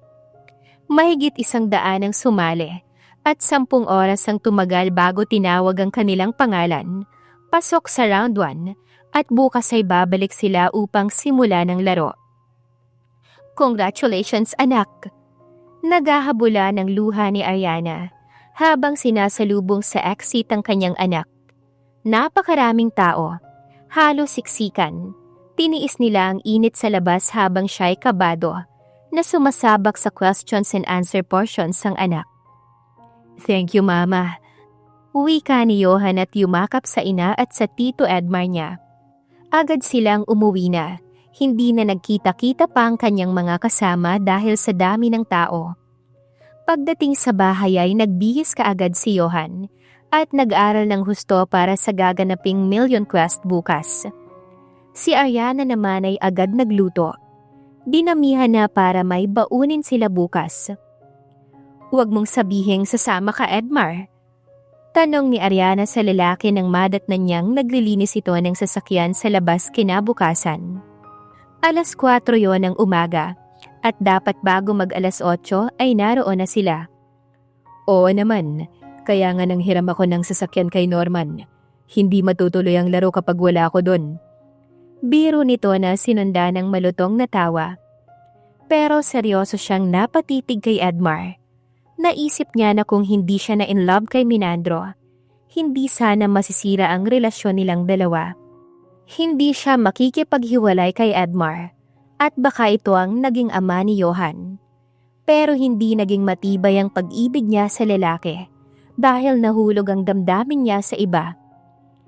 May dumi ba sa mukha ko, Ariana? Unti-unting nawala ang ngiti ni Edmar sa labi at natitigilang tumitig sa kaharap. Nakita ni Edmar na sa halip na sumagot si Ariana ay nangulap ang mga mata nito. Edmar, sorry. Bakas ang pagsisisi sa boses ni Ariana. Mabilis nitong nilapitan at niyakap. Matagal na kitang napatawad, Ariana. Hindi mo na kailangan mag-sorry. Mas lalong nanikip ang dibdib ni Ariana sa sinabi ng lalaki. Napakabait nito sa kanya, pero sinuklian niya ng kasamaan. Umiiyak siyang yumakap kay Edmar. Alam niyang hindi na mababago pa ang lahat sa katagang sorry, pero gusto niyang bumawi sa lalaki. Masayang-masaya naman si Edmar dahil nararamdaman niyang unti-unting naibabalik sa kanilang dalawa ang dati. At kapag dumating ang araw na maging sa kanya ulit si Ariana, hinding-hindi na siya papayag na makuha pa ito ng iba. Sa unang araw ng Million Quest ay pasok si Johan sa second round. Iba't ibang bata ang naging katunggali nito. Paunahan ng button at ang makakasagot ay siyang makakahakbang tungo sa final quest. 10 tanong bawat round at lahat ng iyon ay nasagot ni Johan, Hera at Nash. Pasok ang 3 estudyante ni Mrs. Flores. Nang sumunod na laro ay naiwan si Nash dahil si Hera at ang mga katunggali lamang nito ang may pinakamabilis sumagot. Nangunguna si Johan, sumunod ang kaibigan nito. Gusto ni Hera na makapasok sa pinakahuling laro, sakali mang papalarin, At kapag sila na lang ang matitira ni Johan sa final, ibabagsak niya ang laro dahil gusto niyang manalo ang kaibigan. Mas higit kasi itong kailangan ng 5 milyon plus bahay at lupa. Yon ang pinaka-the best na maitutulong niya kay Johan. Pang-apat na laro ay nangunguna pa rin si Johan, kaya namamalisbis na ang luha ni Ariana sa pinaghalong saya at excitement. Namamangha siya sa katalinuhan ng kanyang anak na napakabilis nitong sumagot bago pa man matapos ang tanong. Ni hindi na siya humihinga, pero dama niyang marahang pagpisil ni Edmar sa palad niya. Kitang-kita niya rin sa mga mata nito kung gaano ito namamangha sa kanyang anak. Sinong makakapagsabing higit pa sa inaasahan niya ang katalinuhan nito? Ganon din naman si Hera. Kaya kita niya rin kung gaano naging emosyonal si Lara sa loob ng studio. Tulad niya ay naiiyak din ito. Minsan nga ay napapatingin sa kanyang gawi at nginingitian siya. Final questions. Ang makakasagot ay babalik bukas sa panibagong Brain Battle. Wika ng TV host. Tiningnan nito ang mga kabataang nasa spotlight na tahimik at seryoso. Isang hakbang na lang, pasok na si Johan, kaya abot-abot ang dasal ni Ariana. Nakakakaba ang bawat segundo. Halos hindi siya huminga hanggang hindi na ilalabas ang tanong. Kalaunan ay muling nagsalita ang host. Sa kasaysayan ng Pilipinas, anong libro ang kauna-unahang isinulat ng ating pambansang bayani na si Dr. Jose Rizal? Halos napatili na si Ariana nang tumunog ang buzzer ng anak niya. Para na siyang aatakihin sa kaba. Tiningnan ito ng host. Yes, Johan. Itinuro pa ito na may ngiti ang labi. No limitang here. Walang kaba at seryosong tugon ng anak niya. You're correct. Congratulations, pasok ka na. Balik ka bukas para sa finals ng Million Quest. At makakalaban mo pa rin ang ating magagaling na manlalaro. Hindi na naintindihan pa ni Ariana ang sunod na sinabi ng host dahil lumipat na sa harap niya upang salubungin ang yakap ng kanyang anak. Habang pauwi ay nakatulog si Johan sa sasakyan, marahil dahil sa pagod at puyat. Nag-aral talaga itong mabuti sa nagdaang gabi para sa Million Quest. Mabuti na nga lang at bago sila umuwi, ay pinakain na muna nila sa fast food chain ng anak dahil alam ni Ariana ang mangyayari. Buhat-buhat ito ni Edmar papasok sa bahay na inihiga sa kama. Salamat, Edmar. Habang hinahaplos ang pisngi ng tulog na anak kay wika niya, masuyo niya rin itong hinalikan. Hayaan mo munang makapagpahinga. Halika, dun muna tayo sa labas. Hinila siya ni Edmar sa kamay at iginiya palabas ng kwarto matapos nitong buksan ang ceiling fan. Napasunod naman si Ariana palabas at niligpit ang mga dala nila galing sa studio. Kinabukasan bago mag-alas 8 ay nasa studio na ang mga manlalaro.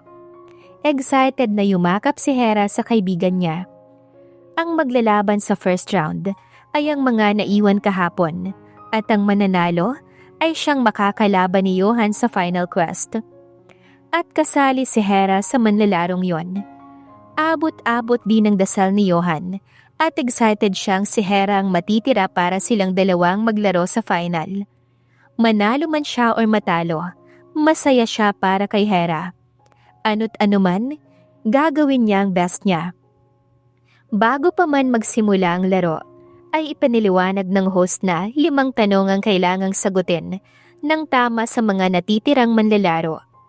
Ang makakasagot lahat ay siyang makakalaban ni Johan para sa 5 milyon and house and lot. Una at pangalawang tanong, mabilis na sumagot si Hera ng tama. Pangatlong tanong ay pumalya ang lahat. Ni walang nakasagot kaya safe si Hera. Pang-apat, na-distract ang kaibigan kaya naunahan itong mag-buzz ng katabi. Pero mali ang isinagot nito, kaya nag-buzz na muli si Hera upang sagutin ang tanong. Naging mainit ang laban ng lahat. Habang si Johan ay kampante na nakatingin na lang sa kaibigan. Dahil lahat ng tanong ay napag-aralan na nila sa school at tandang-tanda niya pa.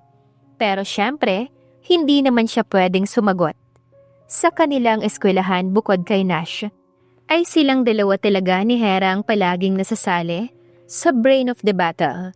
Siguro dahil talagang pag-aaral ang kanilang inaasikaso. Perfect sa quiz, sa exam at sa lahat ng mga activities sa school.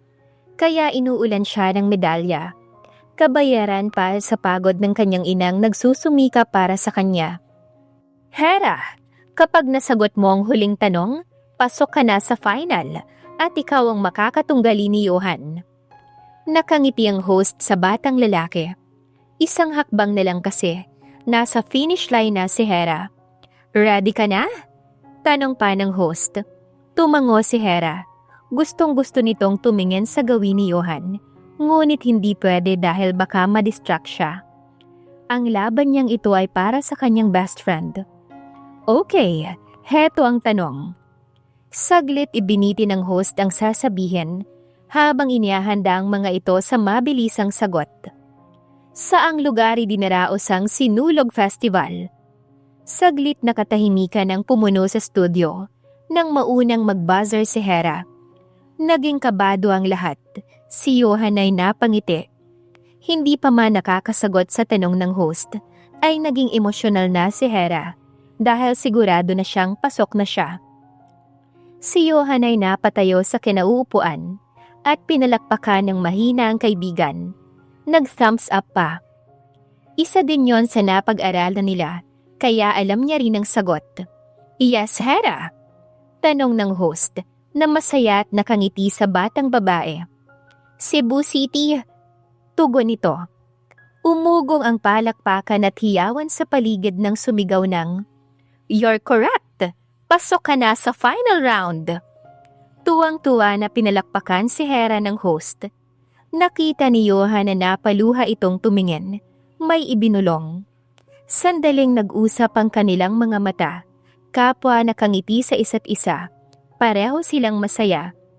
Matapos i-announce na panalo si Hera, ay tinakbo na ito ni Johan upang yakapin. Tutal naman ay commercial at walang nakatutok na kamera. Ang galing mo, Hera! Masayang sabi ni Johan habang yakap ang kaibigan. Ang ina nito ay nakatayo sa tabi nila at nag-aantay din na mayakap ang anak. Nauna pa siyang yumakap dito. Maging ang kanyang ina ay masaya bagaman kabado. Hindi nagtagal, ay isinalang na silang dalawa ni Hera para sa final round. 2 dipa ang pagitan nila, katapat ng buzzer at mic. Tahimik na ang studio dahil walang dapat maingay na maririnig. Sa mga sandaling yon, lahat ay nakatutok sa TV. Ang lahat ng guro sa eskwelahan ay pinapanood ang laban ni Johan at Hera. Ang mga nasa bahay kahit nasa mall, ang lahat ay hinangaan ng katalinuhan ng dalawang manlalaro. Pinag-uusapan ng sambayanan, tinututukan lahat, kabado na parang maiiyak. At isa sa mga nanonood dito ay si Minandro. Nasa office ito sa pagkakataong yon, at tahimik na nakatutok sa live kung saan mapapanood ang kanyang anak. Masaya si Minandro na malamang ligtas at nasa maayos ang kanyang mag-ina, kaya nga tinigilan niya na ang paghahanap dito. Humingi na rin siya ng tawad sa itaas. Alam niya, matapos ipagtabuyan si Johan ng birthday ni Isaac, ay masama ang loob nito sa kanya. Dama niya pa ang kirot na binitawan nitong salita dahil pagkatapos nun ay hindi na ito muling nagpakita at tahimik na rin si Cornelia. Nang matagpuan ng mga pulis si Isaac sa lansangan matapos itong maglayas, ay doon niya naramdaman kung gaano siya kawalang kwentang ama sa mga anak niya. Napabayaan niya si Johan at si Isaac. Hindi niya naisip kung anong mararamdaman ng mga to. Kaya nangako siya sa bata na hindi na sila mag-aaway muli ng asawa. At nangako din si Isaac na hindi na maglalayas pang muli. Nakipag-ayos na rin siya kay Cornelia. Basta, wag na lamang nitong gagawing muli ang ginawa sa kanyang mag-ina dahil tuluyan niya na itong iiwan at ilalayo si Isaac. Nangako naman itong hindi na mauulit, kaya sa ngayon okay na sila. Pero hindi siya nagpakakampante at pinapasubaybayan lahat ng lakad ni Cornelia. Johan and Hera, ready na ba kayo sa final round? Naibalik ni Menandro ang atensyon sa pinapanood ng magsalita ang host at kapwa tumango ang dalawa. Sa puso niya, proud siya sa anak. Kanina pa ba ito magmamana kundi sa ina nito? Habang si Ariana, hindi pa man nagsisimula ang laro ay naiiyak na sa kinauupuan niya. Pansin niyon ni Edmar, katabi dahil panay ang pahid ng luha. Ang isang kamay naman ay mahigpit na nakahawak sa kanya. Bawat tanong ay nauunang mag-buzz si Johan kay Hera. Nang huling tanong ay nagkatinginan pa ang dalawa. Nag-uusap ang mga mata nila. Nagtataka lang si Johan kay Hera kung bakit nauunahan niya ito. Gayong alam niyang kaya iyong sagutin ng kaibigan niya. Nginitian siya nito na para bang sinasabing good luck. Para sa final questions, Johan, panalo ka na kapag nasagot mo to. Galingan mo dahil ikaw na ang susunod na batang milyonaryo kapag ikaw ang unang mag-buzz. Naging seryoso ang boses ng host. Naagaw ang atensyon ni Johan, kaya napatingin siya sa host at tumango. Saglit pa siyang tumingin sa kanyang inang kanina pa umiiyak nang magsimula ang laro. Mama, para po ito sa inyo ni Papa. Kung nanonood man siya ngayon, baka sakali pagkatapos nito, matanggap niya na ako bilang anak niya. Bulong ng isipan ni Johan at nginitian ang kanyang ina na nakatingin din sa kanya. Para sa huling tanong, for 5 million and house and lot, ready ka na ba? Tanong ng host sa bata. Tumango si Johan na may ngiti sa labi. Habang ang mga mamamayang nanonood ng live ng batang si Johan ay nakanganga sa harapan ng TV at nagdarasal na sana manalo ang batang to kahit na hindi kilala ng mga nakararami. Johan, para sa huling tanong, sino ang nagligtas sa Pilipinas laban sa mga Hapon? Hindi pa man natatapos magtanong ang host ay nagbuzz na si Johan. Natigilan ng host at napangiti kay Johan. Si Hera ay nakangiti din sa kaibigan at nakahinga ng maluwag. Ito talaga yung pagkakataong hinihintay niya para sa kaibigan niya. Yes, Johan. General Douglas MacArthur. Tugon ng batang henyo. Congratulations, Johan! Ikaw na ang susunod na milyonaryo!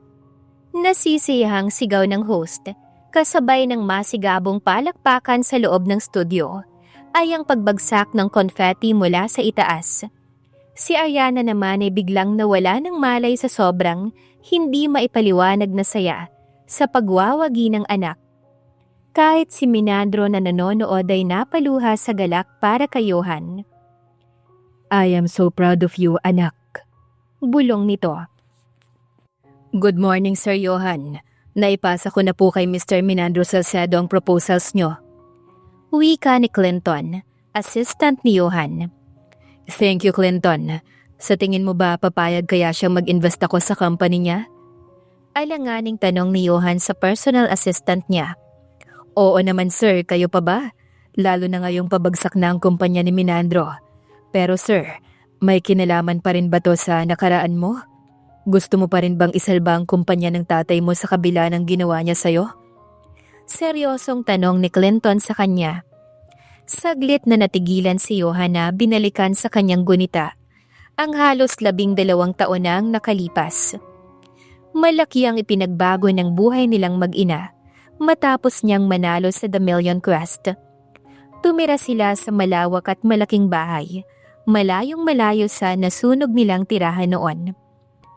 Nakapag-aral at nakapagtapos siya sa kanyang pag-aaral at ngayon kasalukuyan ng may-ari ng sariling company.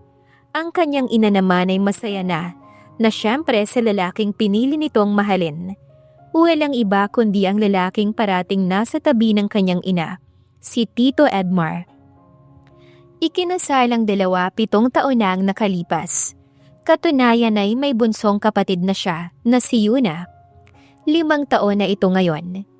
1 taon matapos ikasalang mga to ay nabuntis ang mama niya At isang makulit na si Yuna ang bunga ng pagmamahala ng dalawa.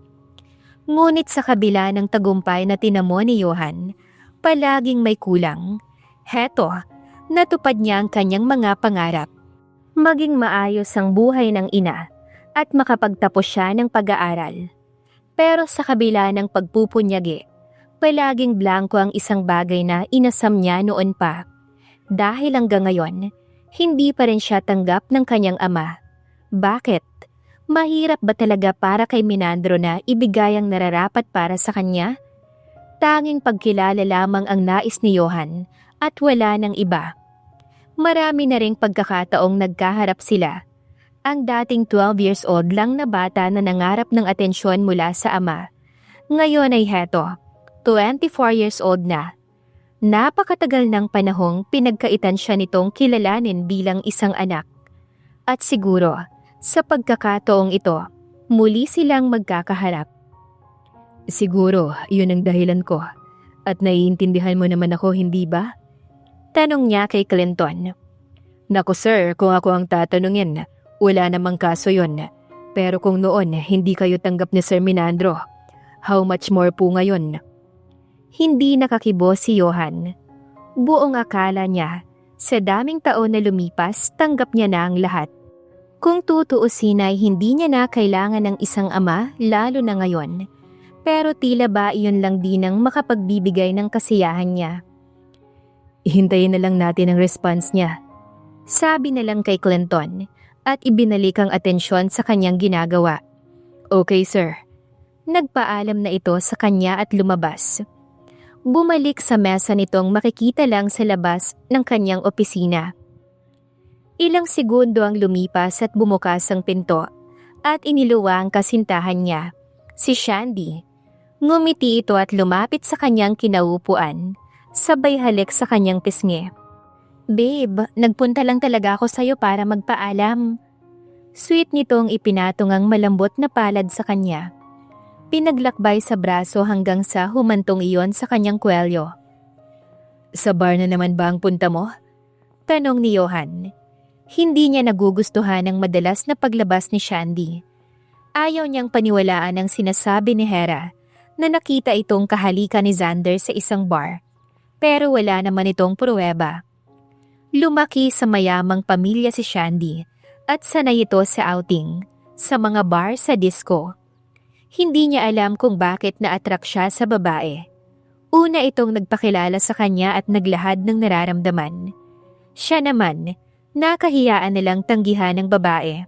Nung time na yon, halos ayaw siyang pansinin ni Hera dahil noon pa man, ayaw na ng kaibigan kay Shandy. Sabi pa nga nito, kung magmamahal siya iba na lang, huwag yung sanay na sanay sa mga lalaki. Sa totoo lang, hindi siya sigurado sa nararamdaman para kay Shandy. Pero ayaw niyang makasakit ng damdamin ng iba. Hindi babe, nag-aaya si Wency pumunta ng Baguio. Alam ko namang busy ka kaya mga barkada ko na lang ang kasama. Naglalambing na naman itong niyakap ang braso. Malayo ang Baguio. Sinong kasama mo bukod kay Wency? Paniniguro niyang tanong. Sina Leo at Xander. Napatingin siya rito. Wow, 2 couples. Si Wency at Leo. Ikaw at si Xander. Nagsiselos ang boses niya. Tumawa ito ng makahulugan. Magsasalita pa sana siya nang tumunog ang intercom. Iniangat niya yon. Sir, good news. Sumagot si Sir Menandro sa email ko. Nababakas ang boses ni Clinton. Na-surprise siya kaagad. Nabaling ang atensyon kay Clinton. Hindi na nga niya namalayang wala na pala si Shandy. Gayong hindi pa siya pumapayag na umalis ito kasama ang lalaking pinagseselosan. Sa kabilang dako naman, matapos matanggap ni Menandro ang email ni Clinton na nagpapahayag ng magandang hangarin para sa kanyang kumpanya, ay agad siyang nagreply. Sa totoo lang, balak na lamang ibenta ang kanyang shares sa mga company at sumuko na lang. Pero dahil sa magandang layunin ni Clinton sa kanyang kumpanya, ay agad nag-set ng meeting place bukas para sa kanilang dalawa. Habang si Johan ay masayang-masaya dahil magkakaharap na sila ng kanyang ama. Pasado 2:00 ng hapon, naunang pumarada ang sasakyan ni Johan kinabukasan sa tapat ng isang restaurant, kung saan nag-set up ng meeting si Menandro. Nauna na sila ni Clinton sa loob ng restaurant at doon na inantay ang kanyang ama, na kalaunan ay dumating din. Nagulat si Menandro nang makita si Johan katabi ni Clinton, na nakilala niya kaagad. Nahinto ito sa paglalakad at matagal na napatitig sa ama. Kahit malaki na ang ipinagbago nito, hindi makakalimutan ng isang ama ang kanyang anak. Johan, Naramdaman niya agad ang mainit na singaw mula sa kanyang mga luha. have a seat, sir. Formal na wika ni Johan. Ang awkward naman kung tatawagin niya itong papa, gayong hindi siya kinilalang anak. Humakbang palapit si Menandro at tumingin kay Clinton. Okay lang ba kung iwan mo muna kaming dalawa? Gusto kong makausap si Johan ng sarilinan. Sabi nito kay Clinton. Tumango ang lalaki at sumulyap sa gawin ni Johan bago nagpaalam na lalabas. Johan, Marahang umupo si Menandro sa katapat na upuan ng anak. napakatagal na nung huli tayong nagkita. Kamusta po? Panimula ni Johan na ang itinutukoy ay noong itinakwil siya at pinagtulakan palabas nito sa party ni Isaac na parang basura. Napatango si Menandro. I am sorry, Johan. I had my reason to abandon you both. But whether you believe it or not, mahal ko kayo ni Ariana. Pahayag ni Menandro. Nanubig sa luha ang mga mata ni Johan sa sinabi ng kanyang ama dahil hindi niya naman naramdaman ang pagmamahal na sinasabi nito. Hindi ko po kayo maintindihan. Naiiling niyang usal, lalong nag-init ang kanyang mga mata. Buong buhay akong namalimos ng pagmamahal mula sa'yo. Sumali ako sa isang TV show para maging proud kayo sa akin. Yung mga medal ko, inialay ko sa inyo ni Mama. Sabi ko sa sarili ko balang araw, makikita ko kayo sa harapan ko at tatawagin niyo kong anak. Puno ng hinanakit na sabi ni Johan. Pigil ang sariling huwag maglandas ang kanyang mga luha. Napatitig si Menandro sa kanyang anak. Mahal kita, anak. Naging duwag lang ako na ipaglaban kayo ng iyong ina. Patawarin mo ko. Tumayo si Menandro na agad nilapitan ng anak upang yakapin. Tuluyang bumagsak ang mga luha ni Johan nang maramdaman ang yakap ng isang ama. Ang yakap na matagal niyang inasam at pinangarap. Sa isang yakap nito ay natanggal lahat ng kanyang pangungulila sa matagal na panahon. Papa, usal niya na punong-puno ng kaligayahan. hindi ako galit sa'yo. Wala akong sama ng loob. Ang tanging gusto ko lang ay maging proud kayo sa akin. Wika ni Johan. Matagal na akong proud sa'yo, anak. Napanood ko ng live ang pagsali mo sa Million Quest. At masayang-masaya ako para sa'yo na nakamit mo ang mga pangarap mo. Pinatatag ka ng panahon sa kabila ng pagsubok na pinagdaanan mo. Napakabuti mo, anak. Pahayag nito. Sa araw na yon ay isinama siya ng ama upang ipakilala kay Isaac bilang kapatid nito. Noong una ay nagulat si Isaac. Naka-wheelchair na lang noon si Cornelia nang muling pagtangkaan ng masama si Ariana sa araw mismo ng kasal nito kay Edmar. Hindi nito noon nais na maging masayang babae. Pero lingid kay Cornelia ay matagal nang minamanmana ni Menandro ang asawa. At sa pagkakataong balak nitong sagasaan si Ariana, ay iniharang niya ang kanyang sasakyan sa kotse nito. Nang makita ni Cornelia ang kotse niya, ay inilihis nito bigla. Kinabig ang manibela hanggang sa nawala nito ng kontrol sa sasakyan. Bumangga ito sa konkretong pader. Nayupi ang unahang bahagi ng kotse, kaya naipit ang paa ng babae. Sa awa ng Diyos, ay nabuhay ito subalit kinailangang putulan ito ng isang paa. Kaya ngayon ay pinagbabayaran na ni Cornelia ang mga kasalanan kay Ariana.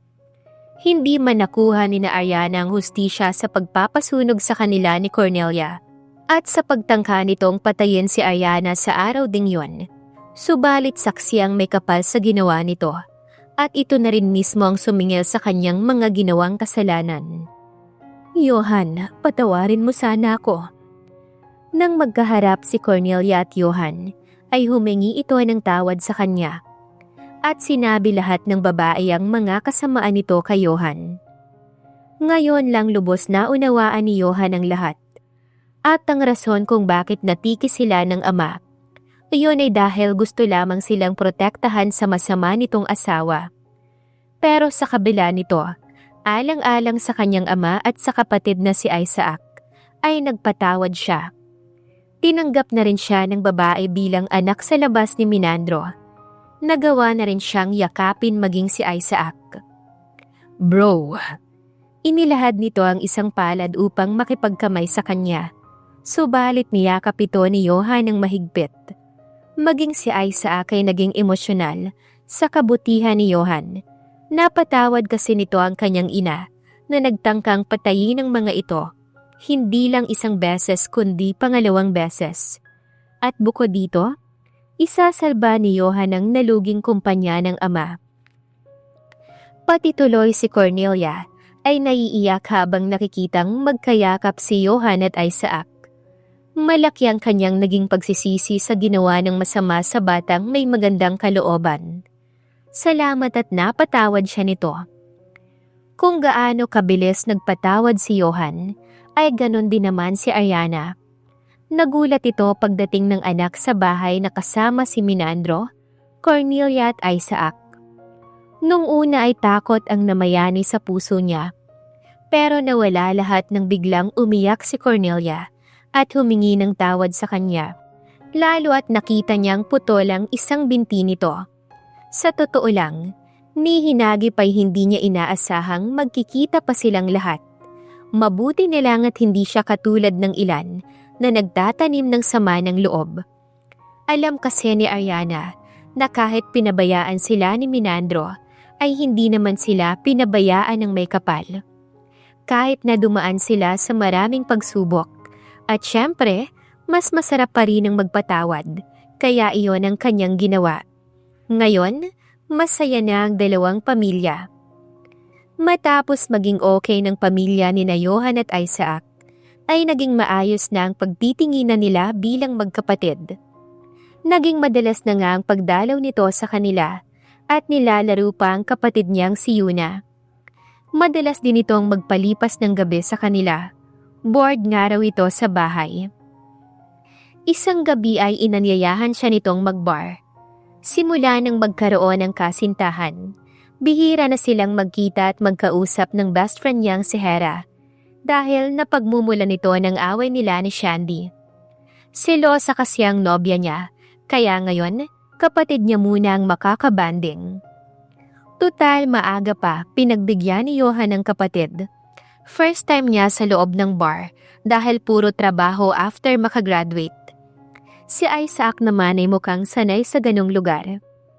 Nang di sinasadya, nakita ni Johan si Shandy na kasama si Xander at naghahalikan pa ang dalawa sa loob mismo ng bar na yon. Bahagya pa siyang nagulat.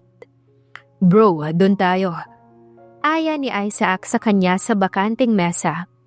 Hindi siya natinag dahil naistatwa siya sa kanyang kinatatayuan. Tama si Hera, niloloko siya ni Shandy. Sa halip na pakinggan si Isaac, ay mabagal ang kanyang naging hakbang upang lapitan ng dalawa. Walang pakialam noon sina Shandy at Xander sa paligid nila. Nang mapalingon sa kanyang gawi si Wency. Girl, si Johan nandito! Kalabit ni Wency kay Shandy na abala sa ginagawa nila ni Xander. Dahil dito, napahinto ang dalawa at napatingin sa kanya si Shandy. Wala siyang nabasang pag-aalala or ano pa mang reaksyon mula sa mga mata nito. Hindi niya alam kung bakit tila wala siyang selos na naramdaman. Ipinakita lang kasi ni Shandy kung anong klaseng babae ito at hindi nakakapanghinayang na mawala ito sa kanya. O baka, hindi niya rin naman mahal si Shandy. Sorry Johan ang board mo kasing kasama. Napaka-gentleman mo. Hindi ko alam kung lalaki ka ba talaga or bakla. Pangiinsulto pa ni Shandy sa kanya. Napalunok siya sa pangiinsulto nito. Ilang beses kasi nitong tinangka na gawin nila ang isang bagay na hindi pa dapat, pero nirerespeto niya ang babae. Ang gusto niya ay saka ito gawin pagkatapos ng kanilang kasal. Ayaw naman niyang magmadali sa pag-aasawa. Gusto na muna niyang siguruhin. Okay. Tipid niyang tugon bago pumihit patalikod. My God, Johan! Yun lang ba ang sasabihin mo? Hindi mo lang ba ako ipaglalaban ganon? Wala ka talagang kwenta. Naiinis na sabi ni Shandy. Seryoso siyang humarap ulit sa babae. Nirerespeto kita dahil mahal kita, Shandy. Pero hindi mo pala deserve ang respeto dahil ikaw mismo wala nun sa sarili mo. Makahulugan niyang sabi bago sinulyapan si Sander na masamang nakatingin sa kanya. Saka siya tumalikod. Narinig pa niyang minura siya nito. Nang makalapit kay Isaac ay inakbayan siya ng kapatid. Kita nito ang nangyari kaya iginiya siya palabas. Sabi nito, lumipat na lang ng ibang bar. Pagdating sa isang resto bar, ay tahimik siyang sumisimsim ng beer na in-order ni Isaac. Bro, relax. Marami pa diyang babae. Yung katulad niya, hindi yun kawalan. Cheers! Itinaas pa nito ang bote ng beer at nakipag-cheers sa kanya. Lihim na natutuwa si Johan dahil ngayon hindi na siya nag-iisa. May kapatid na siyang karamay kahit sa maliit na bagay. Nakatatlong bote silang magkapatid nang mag-aya si Johan umuwi. Si Isaac na ang nag-drive dahil mukhang tinamaan si Johan. Bakit ngayon lang kayo ha? Alam niyo bang nag-aalala si Mama sa inyo? Galit ang baby girl nila pagkapasok nilang magkapatid. Nakapamaywang pa si Yuna sa may pintuan at masamang nakatingin sa kanila ni Isaac na lihim na natatawa sa bata. Dinaig pa nito ang kanyang ina at si Tito Edmar na nakangiti lang habang nakatingin sa kanilang dalawa. Sorry, lasing si kuya pero may pasalubong. Agad binuhat ang kapatid at isinakay sa kanyang balikat kaya nagtitili ito. Si Isaac naman ay lumapit sa kanyang ina at kay Tito Edmar upang mag-bless. Sumunod kayo sa akin sa kusina at maghahain ako para sa makakain nyo. At Isaac, tumawag sa akin ng mommy mo. Dito ka na daw matulog at gabi na. Yes, tita. Tugon ni Isaac. Nag-bless muna siya kay Tito Edmar bago sumunod sa kanyang ina habang buhat pa rin ang kapatid na na-miss daw siya ng sobra. Kaya ito galit kanina pagdating nila. Matapos kumain, ay naligo na siya at natulog. Si Isaac naman ay tinungo ang sariling kwarto. Kinabukasan bago pumasok sa office, dumaan muna siya sa bahay ng kaibigan. May dala siyang flowers at chocolate bilang peace offering. Ilang buwan na ba silang hindi nagkikita, kaya namimiss niya si Hera. Nadatnan niya si Tita Lara na nag-aayos ng halaman sa garden nito. Agad napangiti sa kanya pagkakita. Good morning, Tita Lara. Hay, salamat naman at nadalaw ka. Puntahan mo na sa kwarto at nagmumukmok. Tukoy nito sa best friend niya. Nakadama siya ng awa kay Hera. Kung bakit kasi pinatos pa niya si Shandy. Nasaktan niya tuloy ang babaeng tunay na nagmamahal sa kanya. Pero ngayon, hindi na mauulit pa. Oras na para ligawan ito. Nang marinig naman ni Hera ang sasakyan ni Johan na pumarada sa kanilang harapan, ay hindi niya malaman ang unang gagawin. Nakalaunan ay humarap sa salamin at nagwisik ng pabango. Nagpahid ng manipis na lipstick pero binura din naman kaagad nang maalalang simpleng babae ang gusto ni Johan. Maganda rin naman siya kahit wala nun. Tinitigan muna ang muka sa salamin bago tinungo ang pinto. Nang marinig ang katok nito, ay mabilis siyang nagbukas. Anong ginagawa mo rito? Baka mamaya magselos na naman yung Shandy mo, mag-away pa kayo? Bungad ni Hera na puno ng selos ang boses. Nakatingin sa dala nitong bulaklak. Umaasa na para sa kanya yon. Pero sa halip na sumagot, ay malungkot siya nitong kinabig upang yakapin. Napalunok naman ang dalaga na hindi malaman ang gagawin. Wala na kami ni Shandy. At tama ka, Hera, manluloko siya. Nahuli ko siyang may kahalikang iba at si Xander yon. Patawarin mo ko. Binaliwala ko ang sinasabi mo. Nasaktan ko ang damdamin mo. Akala ko si Shandy ang mahal ko. Pero ikaw pala. Mahal kita, Hera. Hindi ko kayang mawala yung best friend ko. Malumanay na wika ni Johan. Napabuntong hininga naman si Hera bago hinaplos ang likod ng kaibigan. Hay, bakit ba kasi lumalayo ka pa? Nandito naman ako naghihintay sa'yo. Kailangan mo pang masaktan bago mo ko mapansin. Puno ng sama ng loob na sabi ni Hera. Kumawala si Johan sa pagkakayakap nito kay Hera bago inilapag ang bulaklak upang ikinulong ang magkabilang pisngi nito. Kung ganon, mahal mo rin ako. Nangingislap sa tuwa ang mga mata ni Johan. Oo, Johan. Mula nung mga bata pa tayo. Hays, nakakainis ka. Ba't ba kasi ang manhid mo?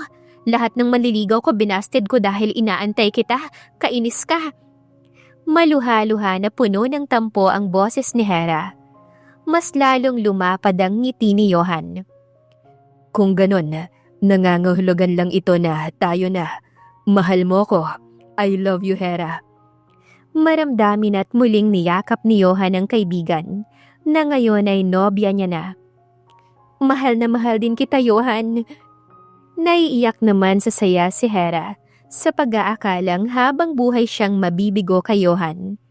Ipinagpapasalamat na lang niyang hindi ito napunta sa babaeng manluloko. Simula noon ay hindi na nakipagkita pa si Shandy kay Johan.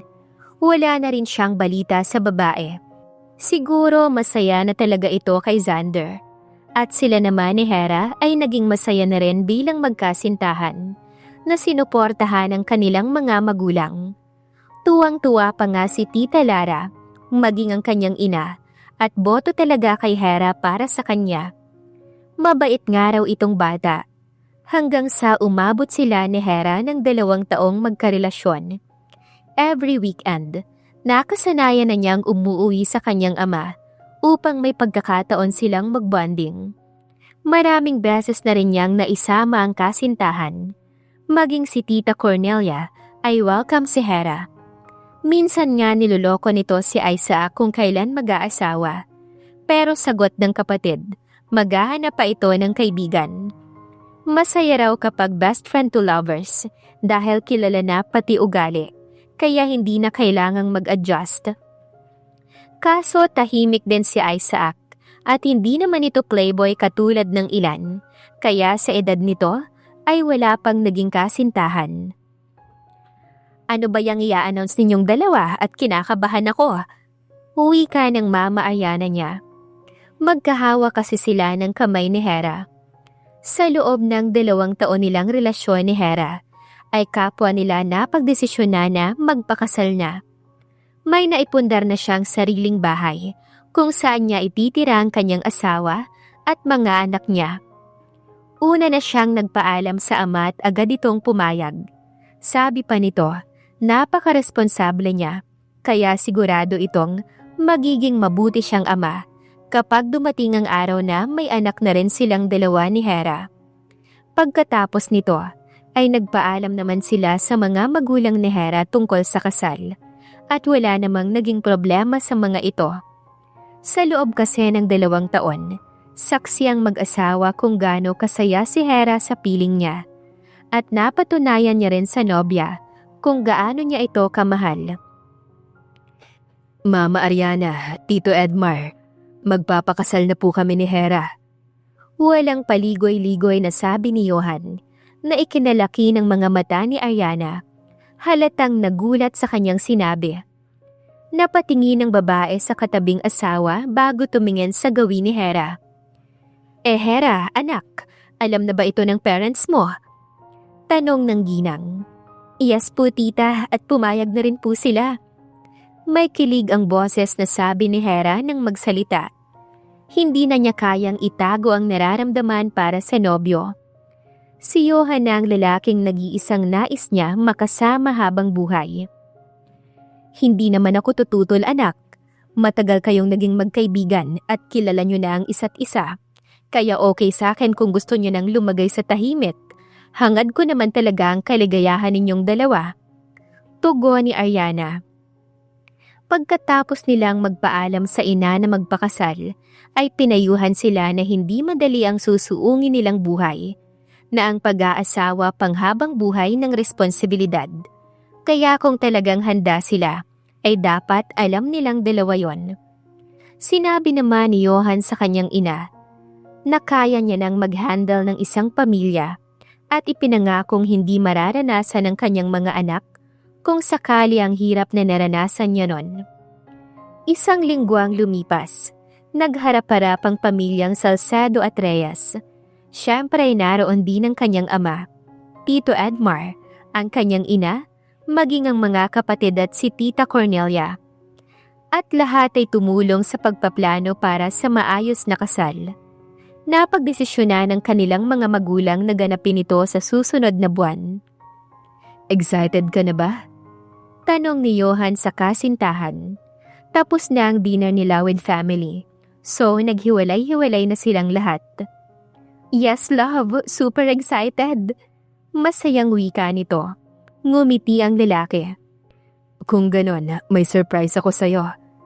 Pagkasabi nito ni Johan ay iniliko ang kotse. Nagtataka namang tumingin dito si Hera. Tila ba nahuhulaan niya na kung saan sila patungo. Kaya nga napawaw na lang ang babae nang huminto ang sasakyan sa tapat ng isang bungalo, bagaman malawak na tahanan. Dito tayo bubuo ng pamilya, Hera. Maramdaming saad ni Johan sa kanya. Thank you. Tugon ni Hera na maluha-luha sa sobrang saya. Nagpalitan sila ng matamis na ngiti, saka pumasok sa loob ng bahay. At hindi niya akalaing mas na-surprise siya sa loob dahil halos kompleto na pala ito ng gamit. Natutuwa siya dahil totoong napaghandaan niya na yon. Nang mag-propose ang nobyo na gusto na siya nitong makasama, ay hindi niya ina-expect na ready na pala ang lahat. Matamis ang kanyang naging ngiti sa nobyo. Malambing din siyang yumakap dito. Pagkalipas nga ng isang buwan, ay dinaos ang kanilang masayang kasal sa isang sikat na kathedral. Dito sila nagsumpa ang dalawa na magsasama habang buhay hanggang sa kanilang pagtanda. Sina Johan at Hera ang nagpatunay na mas masarap mahalin ng taong kilalang kilala mo na mula nung kayo ay mga bata pa. Wala nang regrets sa pagmamahalan niyong dalawa dahil hindi lang pagmamahal ang kaya niyong ibigay sa isa't isa, kundi respeto. Sa ngayon ay masayang-masaya na silang mag-asawa kasama ang kanilang mga anak. Napakaraming naging aral sa buhay ni Johan, ang kanyang naging gabay kung paano susuungin ang bukas. Ngayong siya naman ang magiging isang ama sa kanyang mga anak. The End.